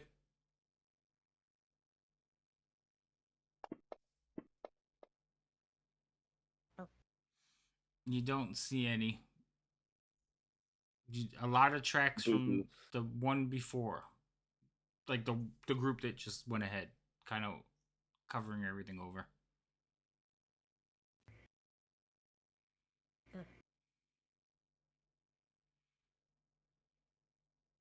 So, Jania Songbird, which you notice is Elios is walking along the road, and he'll like veer off to the sides a little bit, kind of almost like imitating Roz, like the stuff that Roz does.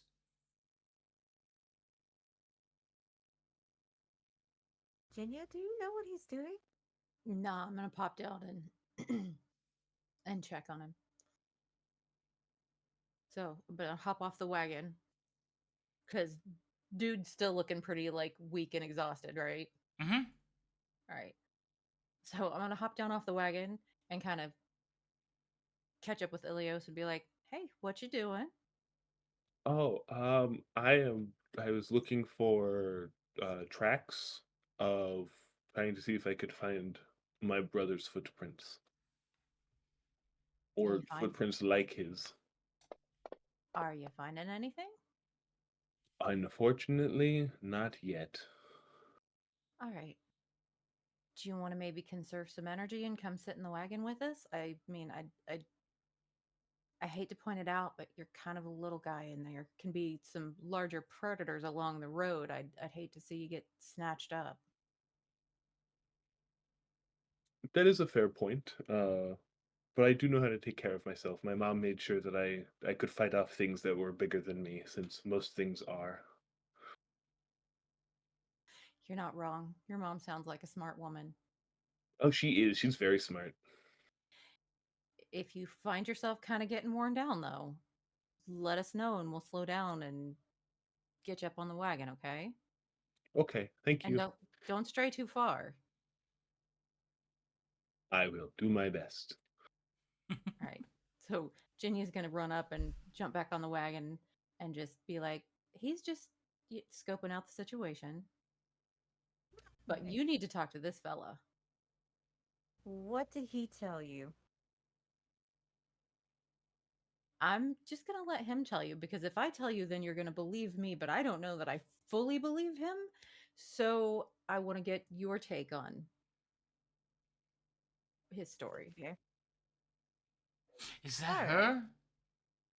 Like groggily from next to Songbird, you hear, "Is that her? Is that my angel?" It's Oh Lord. drunk Bade. Yeah. He hears Jinia's voice. Ginny's just gonna shake her head and talk a little bit quieter. You're Boy scared. is You drunk. know that, right? Hardcore. How much Oh, did good he grief. drink? Well, considering most people were kind of upset and he opened the tap so he got some drinks out of it, but not a lot. I'm gonna say a lot of it. Awesome. All right. Hmm. Moving on. Mm-hmm. Okay, so you guys will continue on, and every now and then you'll see Elios like cross over the road, back and forth. The tree lines are not like pressed up against the road, but there are trees, so occasionally you will lose sight of him, and then he'll pop out of a bush and cut across the road again. Elios, again, other than the normal stuff, there's not too much out here that you're picking up on. Nothing out of the ordinary. And you do like occasionally see like a Ra's footprint, but nothing like what you're looking for. And of course, there are tracks also that have gone up ahead. So your caravan that you're just shortly behind has trampled over many tracks. So they're What probably not tracks? probably not the ideal searching position for you, but you continue at it. Well, and I'm gonna kind of keep an eye on the tree line on both sides, just to keep an eye out for like anything that could be tracking Ilios, because he's like running back and forth and looking at for tracks, but maybe not keeping a solid eye on what could be tracking him in the trees. Okay.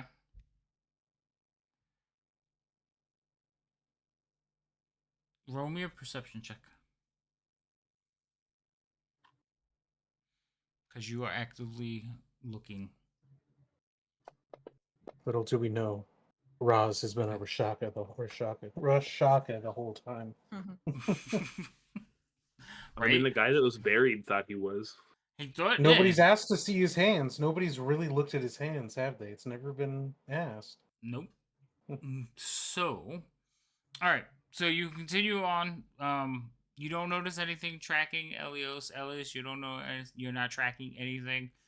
Roz, you will eventually get to the camp, and you will notice that the wagons that Ginia and Vero on are now in the back.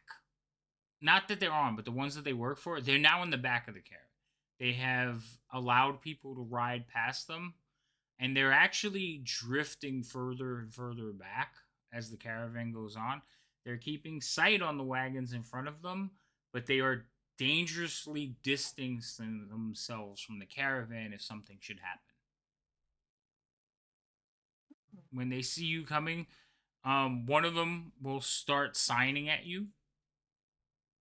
And you can tell, like, it's hurriedly. He's signing and saying words, but no sounds are coming out. And then his brother will kind of like put an arm on him. He says, "My brother's worried. Are they okay? Is everything all right?" They are. Yeah. Oh, he got there first. Yeah, Roz got there long before you, Vero. He said jogging. No, I just want to clarify. He did say jogging. That's true. Oh, well, you're running full stride? Yeah, I would try to get there as quickly as I could. Oh, okay. Yeah, Roz would be like right there. Then Vero come like over around Ben, like, "Hey!" And it is amazing. You know, Roz is also really fast too. You know, so I don't know. Let's just say he will get there before you, and then you will show up after Roz says a few words. What were you gonna say, Roz? Meet. Vero the Roadrunner. He's. What does he say? Oh, he's just gonna say, they're coming. I'll be here shortly.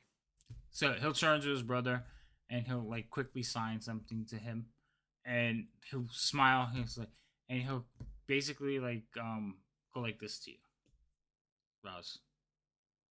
I don't know if you're looking. I don't know where you're looking. His brother will chuckle a little bit. He says, "No, it means thank you." Sorry, this one knows not the language of the hands. He's a little bit excited right now, and he forgets. But we appreciate your efforts for everything you've been doing for this. Comes in handy for this caravan. God damn you! And now he won't stop. Roz will kind of just nod, and he'll keep jogging up through the wagons. All right, you head up through the wagons, and then not much longer after that, Vero, you'll come upon them. You'll see them, and they're like, "Is everything okay?" Again in sign language, though. I'll let them know everything's fine. They're catching up. The last cart stopped, and they're just riding on that to catch up. They kind of look at each other like Bade stopped. I just shrug. They're like, okay. I'll let them know that he seemed quite intoxicated. Oh, that explains it. So they'll basically, one of them will lend you a hand so you can get back into position. And again, they're not riding full, but they start creeping closer to the back of the wagon. You know, they're pushing it a little bit more now. Mhm. Roz, where are you headed into this caravan? Probably to whatever. He'll go up to where Karen is. She's like, she'll look at you. She's like, you all right? Feeling any better yet?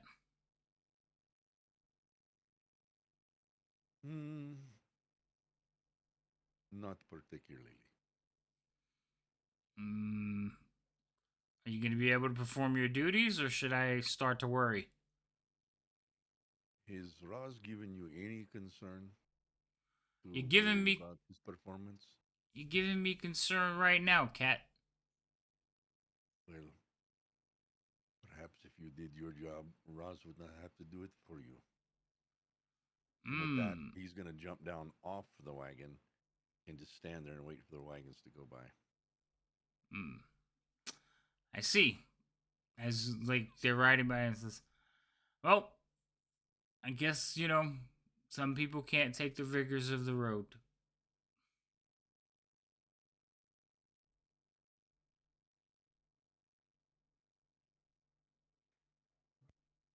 He'll wait for 2 or 3 wagons, and if it's not one of the cultist wagon, he'll jump up. Well, he'll ask, may this one join you? Yeah. Again, most people, when they see like Roz riding on their roof is kind of like a benefit. There's only a few people: the companions, the cultists. Oh, and the guy that you don't like, because evidently he doesn't like you either. Well, he started it. That's fine. Just the two of you. Like, he's not one that will accept you on his thing. Oh, but everybody else, everybody else will take it as like, ooh, we get an extra protection. Go ahead, because they also know you don't ask for anything. Yeah. So yeah, you could take place one of them. And the caravan will continue going. Eventually, the brothers will kind of like wait for like widening parts of the road and try to work their way back into their place. And Songbird, with your prompting, Bade's wagon will eventually catch sight of the back of the caravan. You'll hear like, where am I? From the back. It's not Bade. Oh, okay. So Songbird will just nimbly get up and get to the back part of the thing because the horses are driving themselves. They're fine. It's okay. Pretty much. Mm-hmm. Yeah, you got a Tesla. So she's gonna go back there and kneel down where he's kind of like crammed in there and be like, "Hey, Hey. Oh. He's like, kind of like stretches and like twists his body. And he's like, oh. If there's anything to like be horrible on the muscles, being buried in a hole. I thought I thought I was hallucinating. I offer you my thanks. Provided a whole new perspective. there's a better way you could thank me." And how? Information. Pardon me. At first, I thought it was my hallucinations. But are you wearing a beard? It's an unfortunate incident with wild magic and a Say no more. Hour bell. I understand. Yes. thought I was still under the effects. No, you get used to it after a while. Though personally, I would like to get rid of it. But I need some information. You up for it? Sure. You gonna be honest?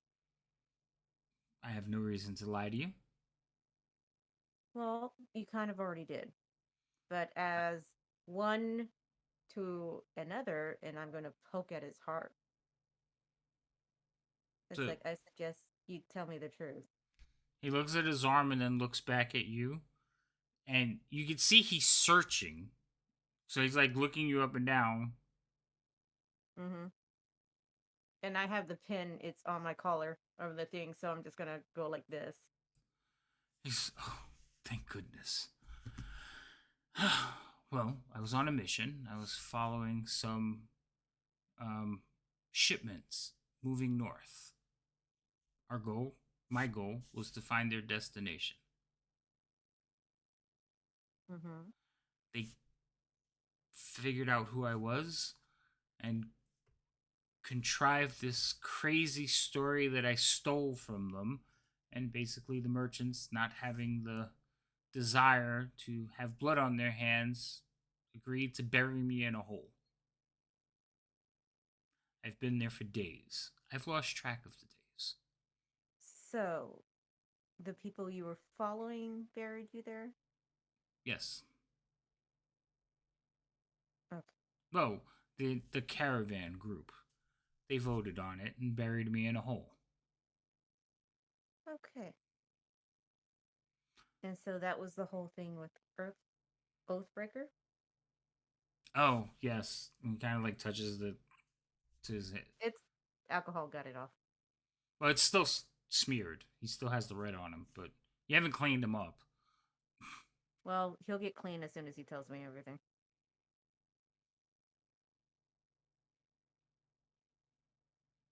He just answered your last question. Yeah. He said, the yes. Oathbreaker is like that's part of it and everything, so that indicates to the caravan. Well, to anyone who would come across me, it's kind of like when they brand a pirate with a P or cut off a thief's hands. They didn't have proof, it was my word against theirs, but they seemed to be influential and they had a good amount of swords. So, the majority decided burying me would be the best bet and let the gods sort it out.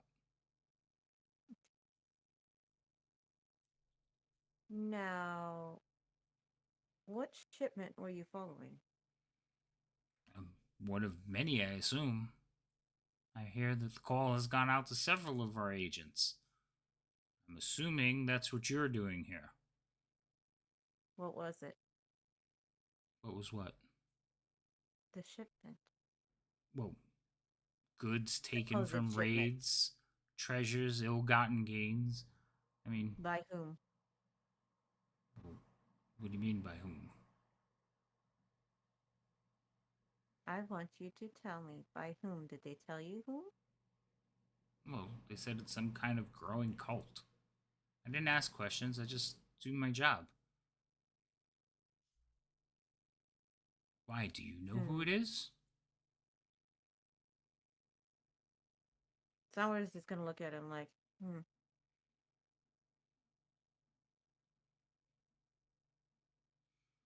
Do you know which direction they were planning to go? We've been traveling from Boulder's Gate to Waterdeep, my hometown. Okay. Well, where I make my home these days. Listen, So they were planning to go all the way to Waterdeep? I do not know. I was directed to meet up with the caravan in Boulder's Gate. Several of them have been shipping out. Mm-hmm. I was contacted by a paladin. Flume something or other. Mm-hmm. Okay.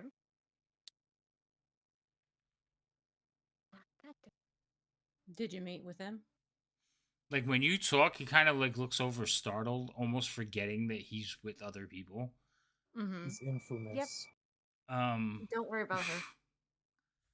Well, he doesn't, because he kind of told Jenny like part of the story already, but that could have been the delirium. He says, Sure. "Nope, I've never had the pleasure of meeting the man. We were um through correspondence." Okay. Who are, do you know what they look like?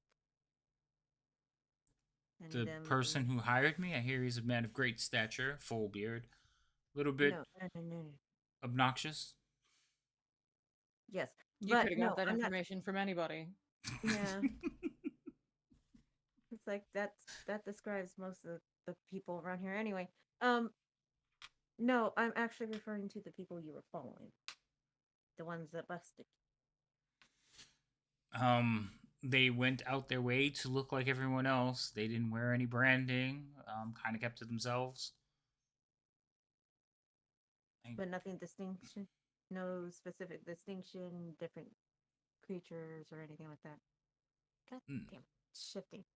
Mostly humans. Hmm. I mean, Somewhere's gonna look up at Jinya.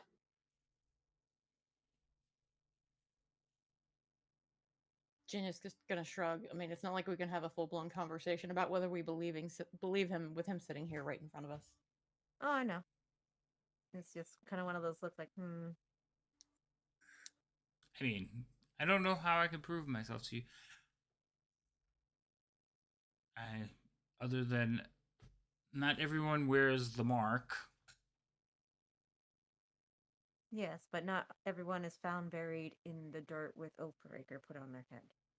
Well, if you are a spy and you get caught, yeah.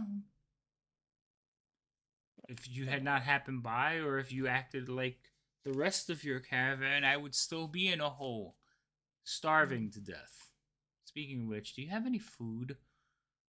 Perhaps more of that marvelous, like, jerky that the Shasha gave me? What? You What? know, You know what? the tiger folk. Oh, okay, hold on. So about halfway up the cart, Songbird's gonna be digging around for a. I know the cloth is kind of hanging a little below, so she'll kind of like hang down and grab a cloth and pour some water on it and a little bit of alcohol to help get the rest of the stuff off his face, kind of clean it up a little bit and everything. And she'll toss it to him, just like, here, wipe down, clean off your face and everything. And then dig around because she knows she has like a stash of bread kind of like rolled up for the trips so she can munch on it Yeah, as your going. rations. Yep. So she'll grab a little piece of that and give it to him Ugh. until they can catch up, and it'll fill up his stomach fast. While you're like digging out food and stuff, he'll look at you. He's, do you have any pepper? Pepper? Yes, pepper. He'll look at you, both of you. He'll look at you too, Jania. This isn't my cart. I think I left my pepper in my other armor. Oh, pity. It's like, what's the pepper for? As Songbird's just gathering the stuff up. Do you have any pepper? I have no idea. Bait's the one that hides all the stuff. I'm sure there is pepper for seasoning. But I like spicy pepper, Might I black have? pepper. Might I have? Well, black would be wonderful. Might I have a bit? Songbird's gonna have to search, but still wondering what it's for. And she gave him bread. Maybe he wants to season his bread. Okay. Well, do I find where Bade put the pepper? And roll me a percentage. Percentile dice. We'll say anything from 1 to 20, you find pepper.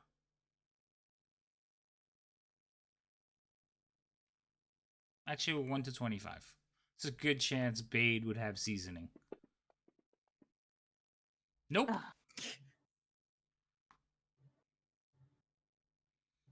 Oh.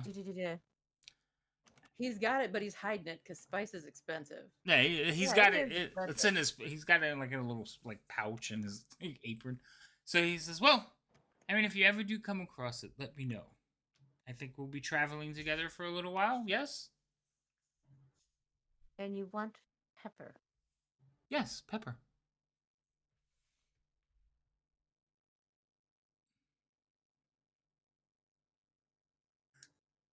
Wouldn't know anything of what pepper would use for besides seasoning food. Seasoning food. That's it. Throw the scent off the dogs. I don't know. No, okay.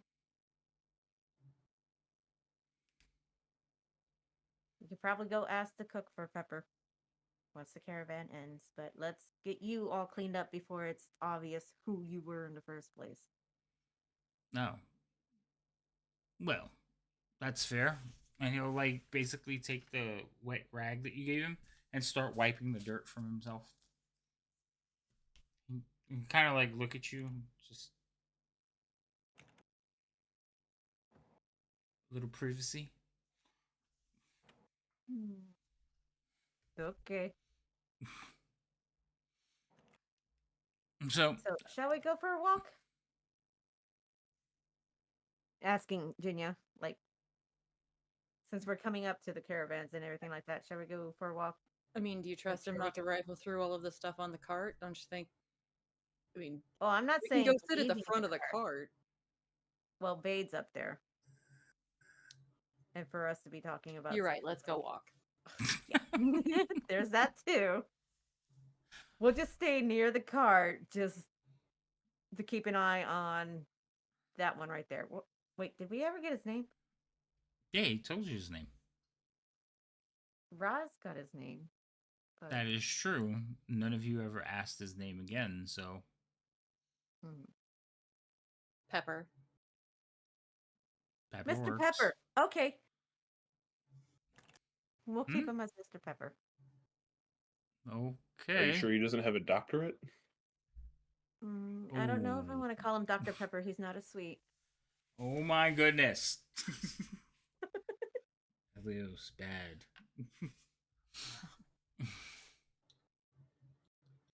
Anyway. And could we trust him if he said he had a doctorate? I don't know. Yeah, I'm not going with that. No, that'd be pushing it. Anyway.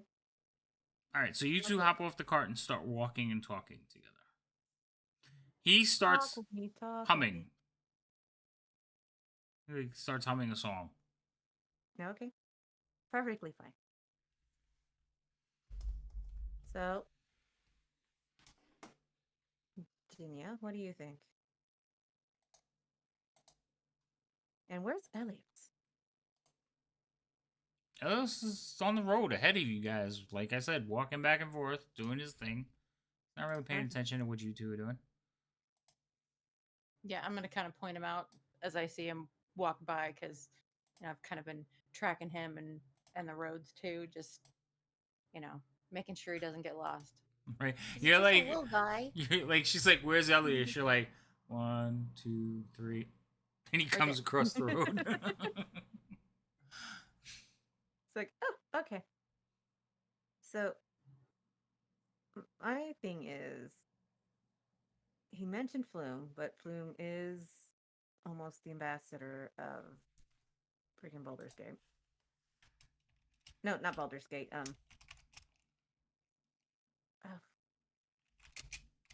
I forget. I mean, Elthero.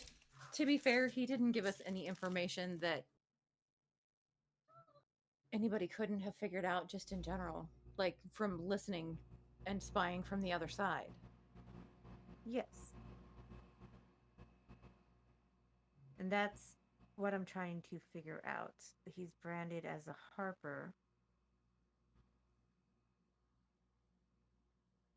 Yeah, but that doesn't mean that everybody who's been branded as a Harper is on the straight and narrow and following that path. Wait, I have a question. No. Why do you think he's branded as a Harper? He's got a tattoo. Tattoo's a form of branding. Okay, so yes, but no, it's actual ink tattoo. So branding is more of like Well, being burned that's into it and everything like that, but still. right, but that's usually more of a punishment or like zealot behavior. This is just a regular tattoo. So I just want to Well, right clarify. now, He's not branded. Yeah, right now Songbird's a little testy about the Harpers, even though she still is progressing like Ladybird wanted her to. But there's a little resentment. Oh, that's fine. I'm just saying I don't want you to think he has a brand. He has a tattoo. No, it's a tattoo, and I understand it's a tattoo, but sometimes people talk about their tattoos as their brand. And I know, that's why I'm clarifying. No, I understand. All right, so I don't fully trust him. Like what he says checks out because it's basically the same things that we've been told. Right. It just the whole burying thing. Now I can understand the oathbreaker labeling and stuff like that. Burying thing is just really weird. And I'm wondering if there's just still some information that's missing.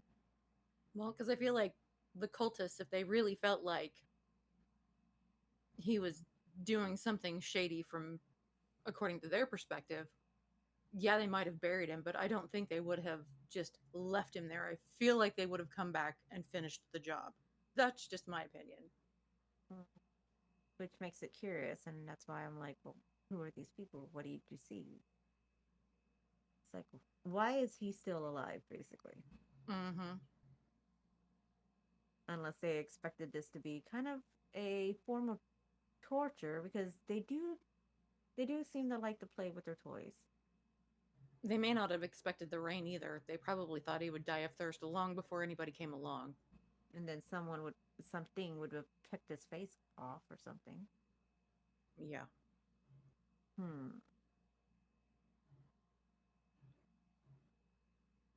It's a toss either way. It's just one that we just have to watch. But he's here now.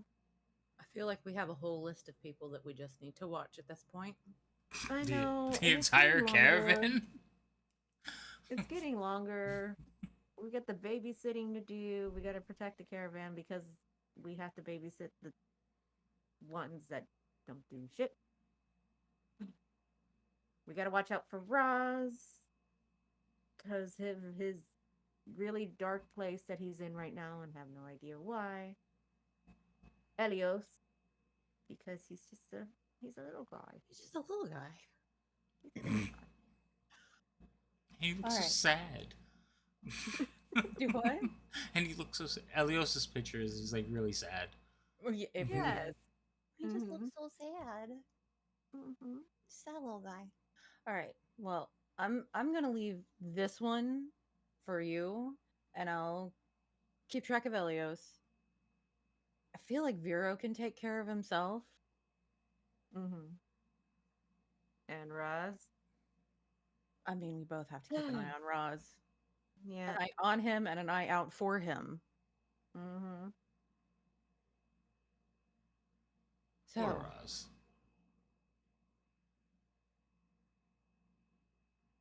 all right. Well, your mission, should you choose to accept it. I'm gonna go check in with Vero and the boys and let Elios know that we're close enough to the caravan. He should probably take a break. Yep. Agreed. And I will deal with him and him. Good luck and God bless. Thank you. Why do you keep getting left with the characters? So, I'm the one with the beard. I apparently draw the characters. I don't know. all right, so Songbird, you'll climb back onto the wagon with these two. Again, eventually, Bade will kind of come to, and he'll be like, oh, and he'll pick up the reins and like, where's the caravan? Where's the caravan? Up there. What happened? Did we stop? Who's that? And why is he naked? Huh. It's not naked. Fully. Well, why is he almost undressed? What's going on? This is why you shouldn't drink. Yeah. What did I You had miss? Just a little too much to drink. You have some explaining to do. All right, Ricky. And why is he on my wagon? Sir? Good sir. He's another bard. Say again? He's an entertainer. But why is he naked? Doesn't say what kind of entertainer.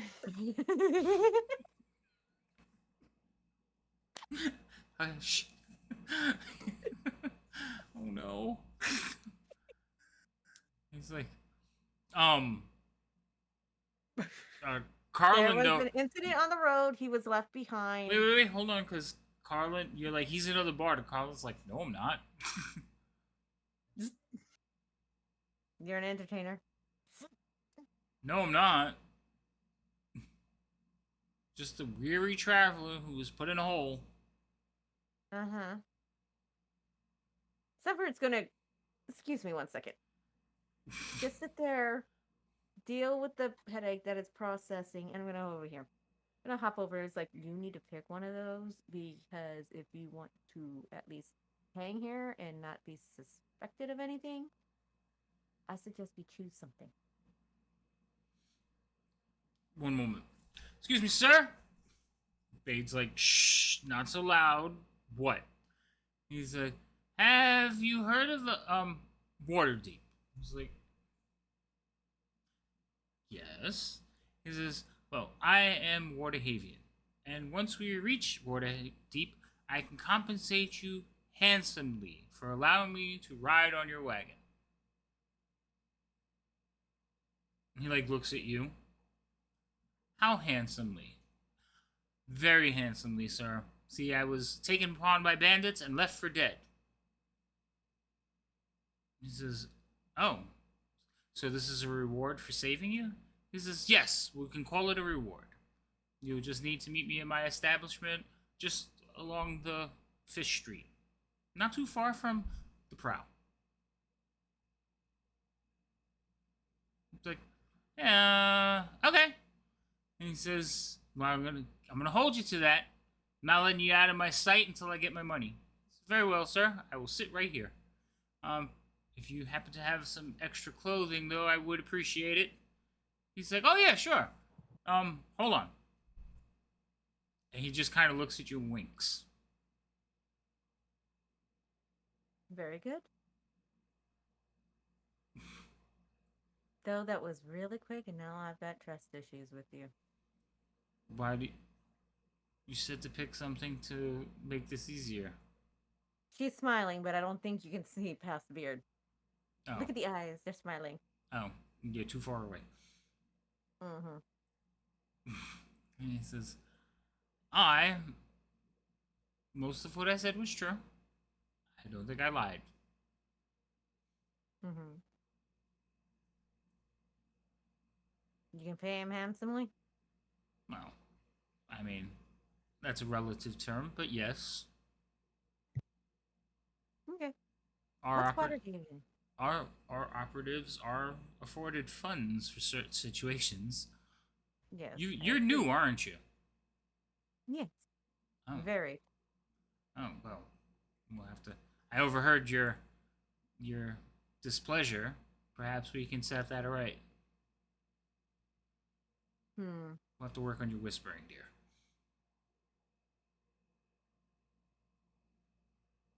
I don't think we were very much whispering, just walking off to the side. Low voices. Not sure how whispering.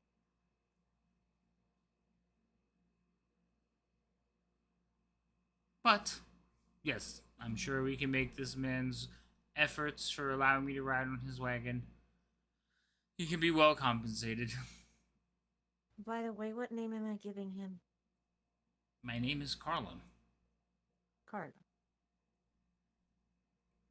Oh, we haven't been introduced. Carlin, at your service. Songbird. That's an Actually, unusual here I'm name. called Win. You called Win? Yes. They So know me as Win here. who's they? She'll gesture towards the caravan. They. Oh. Oh. Well, I can understand having. You'll find that the less lies you have to tell, the easier it is to deceive people. Agree. And Songbird was given to me by my mentor. Ah, a nickname and an alias. So, what is your real name? Again, there's a smile. Look at the eyes. Nice and smile. No one knows that one. Ooh. A lady of secrets. By the way, did you ever find that pepper? And we're going to cut to Ginia. Ginia, you get back to the caravan and you see Vero. Actually, Elios. Elios, did you go with Ginia? Like, you guys left together, right? I stopped to grab him because, I mean, what time is it? It's afternoon. Like, you guys have wasted hours, with all the traveling and everything. Mhm. So, by the time you catch the caravan, it's almost going to be time for them to stop. All right. Because you're not like just immediately catching up. It takes a little bit of Right. walking and stuff, So, and even though like some of you can run a pretty good clip, they had an hour head start on you. So, Mhm. so it's a little bit of a ways. But yeah, you can grab Elios. Plus, Elios will slow you down. Remember, he's tiny. Mhm. So, the two of you will arrive at the caravan. And eventually you'll see like not everybody. You'll see Vero and the brothers are like looking out. When they see you, you can see big smiles on the brothers. Not so much Vero. You'll see Roz is sitting again on one of the wagon tops at random. But everything seems to be like back to normal, kinda. It was not too much happened for the day. They saw a dead man in the street. Yeah, everybody's like kind of back to where they were when you guys found the mushrooms. Time for dinner and drinking. Where He is that is. where is that man? Who stole the He's tavern? never late. What's he thinking?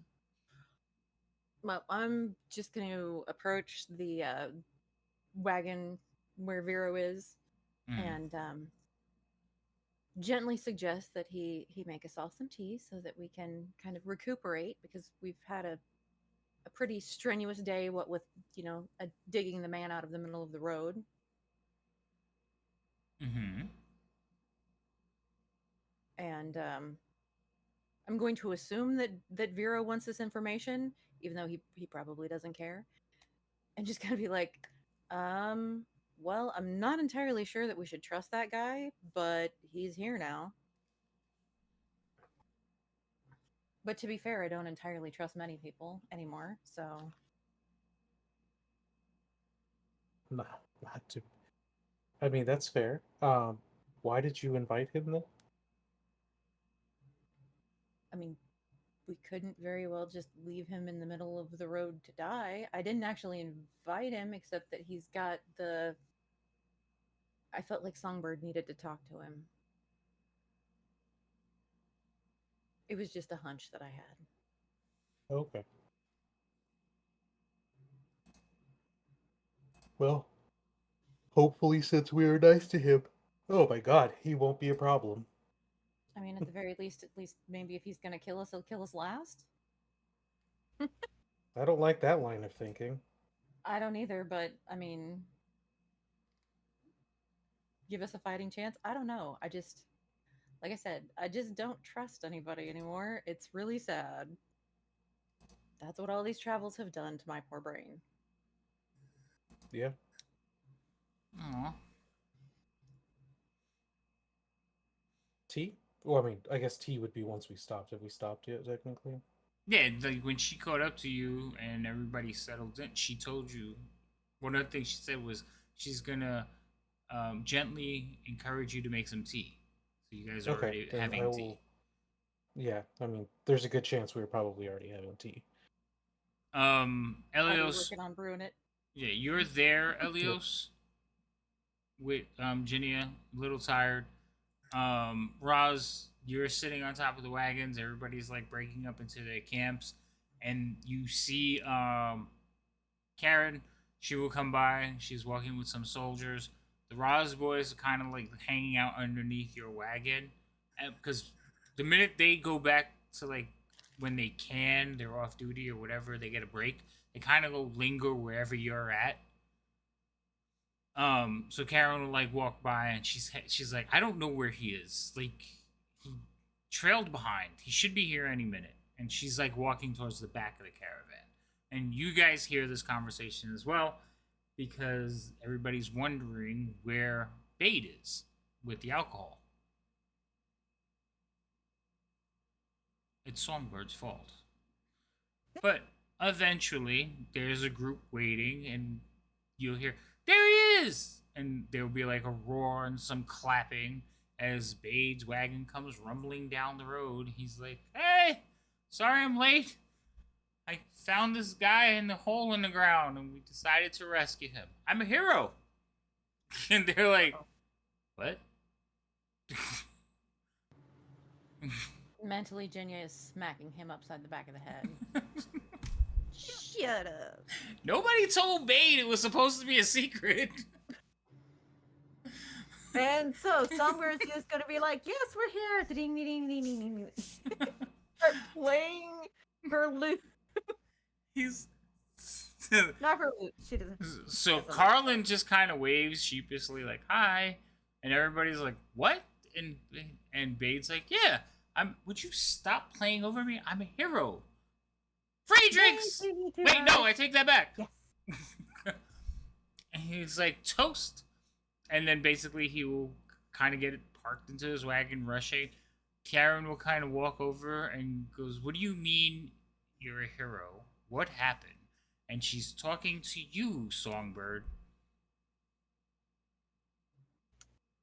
Bade doesn't do anything that's not profitable. I believe there may be a reward on his behalf. No. Very well. I could care less. I'm glad that... I mean, is he trustworthy? Are any of us that trustworthy? I guess not. I was wrong about the cat. And with that, she'll turn on her heels and, like, start to walk away. What? Hold on. Excuse me? She'll pause. What happened to Russ?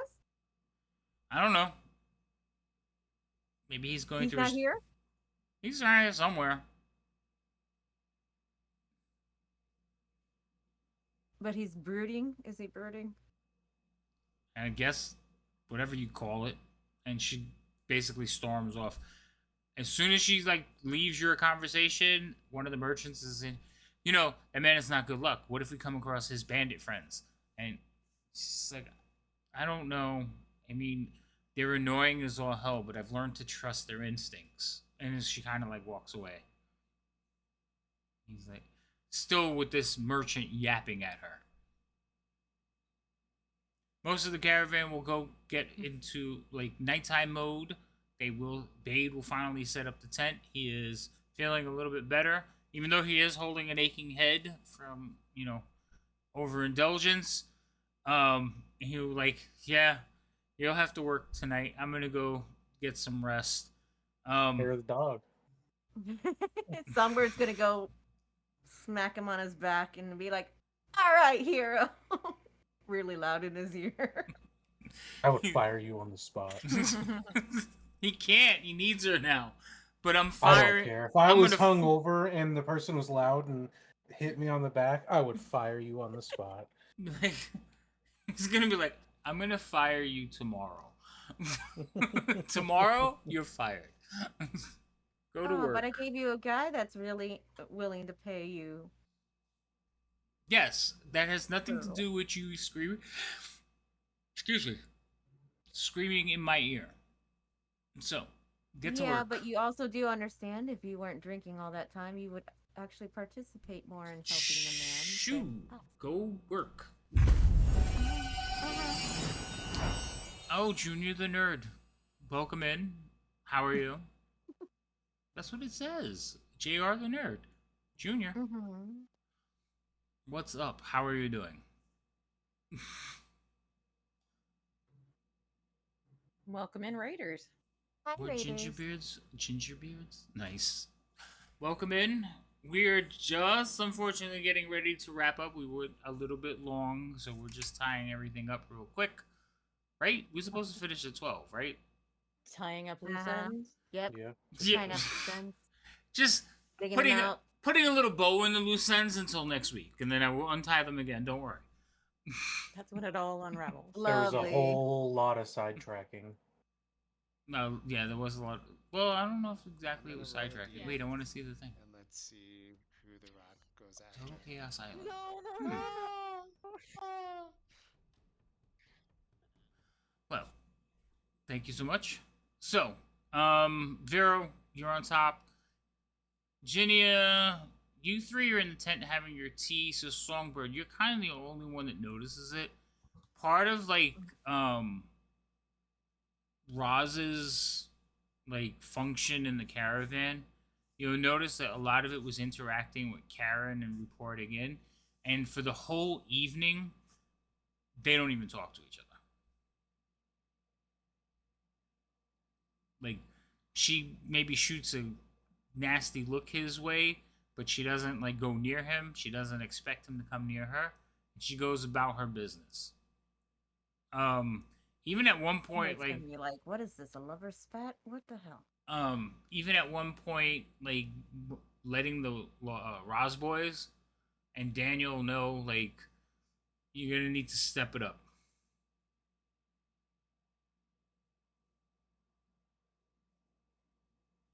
Oh boy. And they're like, "What? What? I don't want to hear it." Remember who pays your like fills your purse. I was gonna say pays your bills, but they don't do that. Now I'm gonna picture all of them walking around with purses. You have a purse too. It's a You- satchel. it's Yeah. it's a side. It's a satchel. man bag, thank you. I had to start it anyway. Yes. The rest of the evening will go on that way.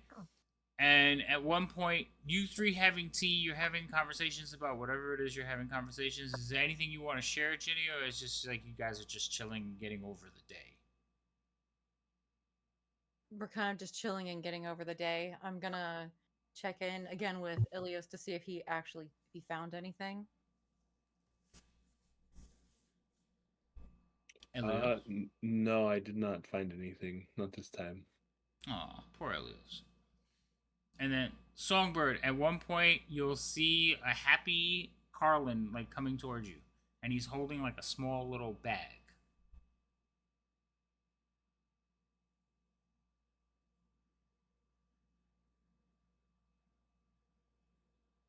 I can't hear you. You're muted. You're muted. And they can't tell you we're talking because of the beard.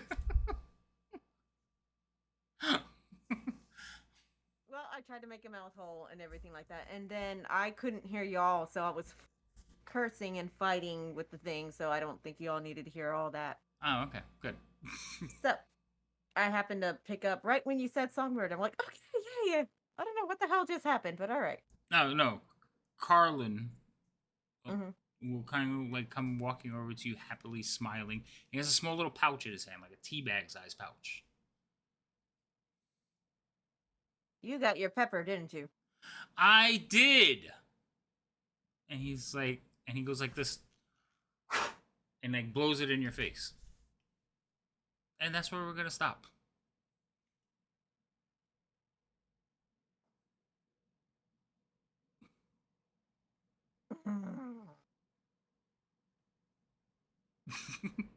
Yeah, uh-huh.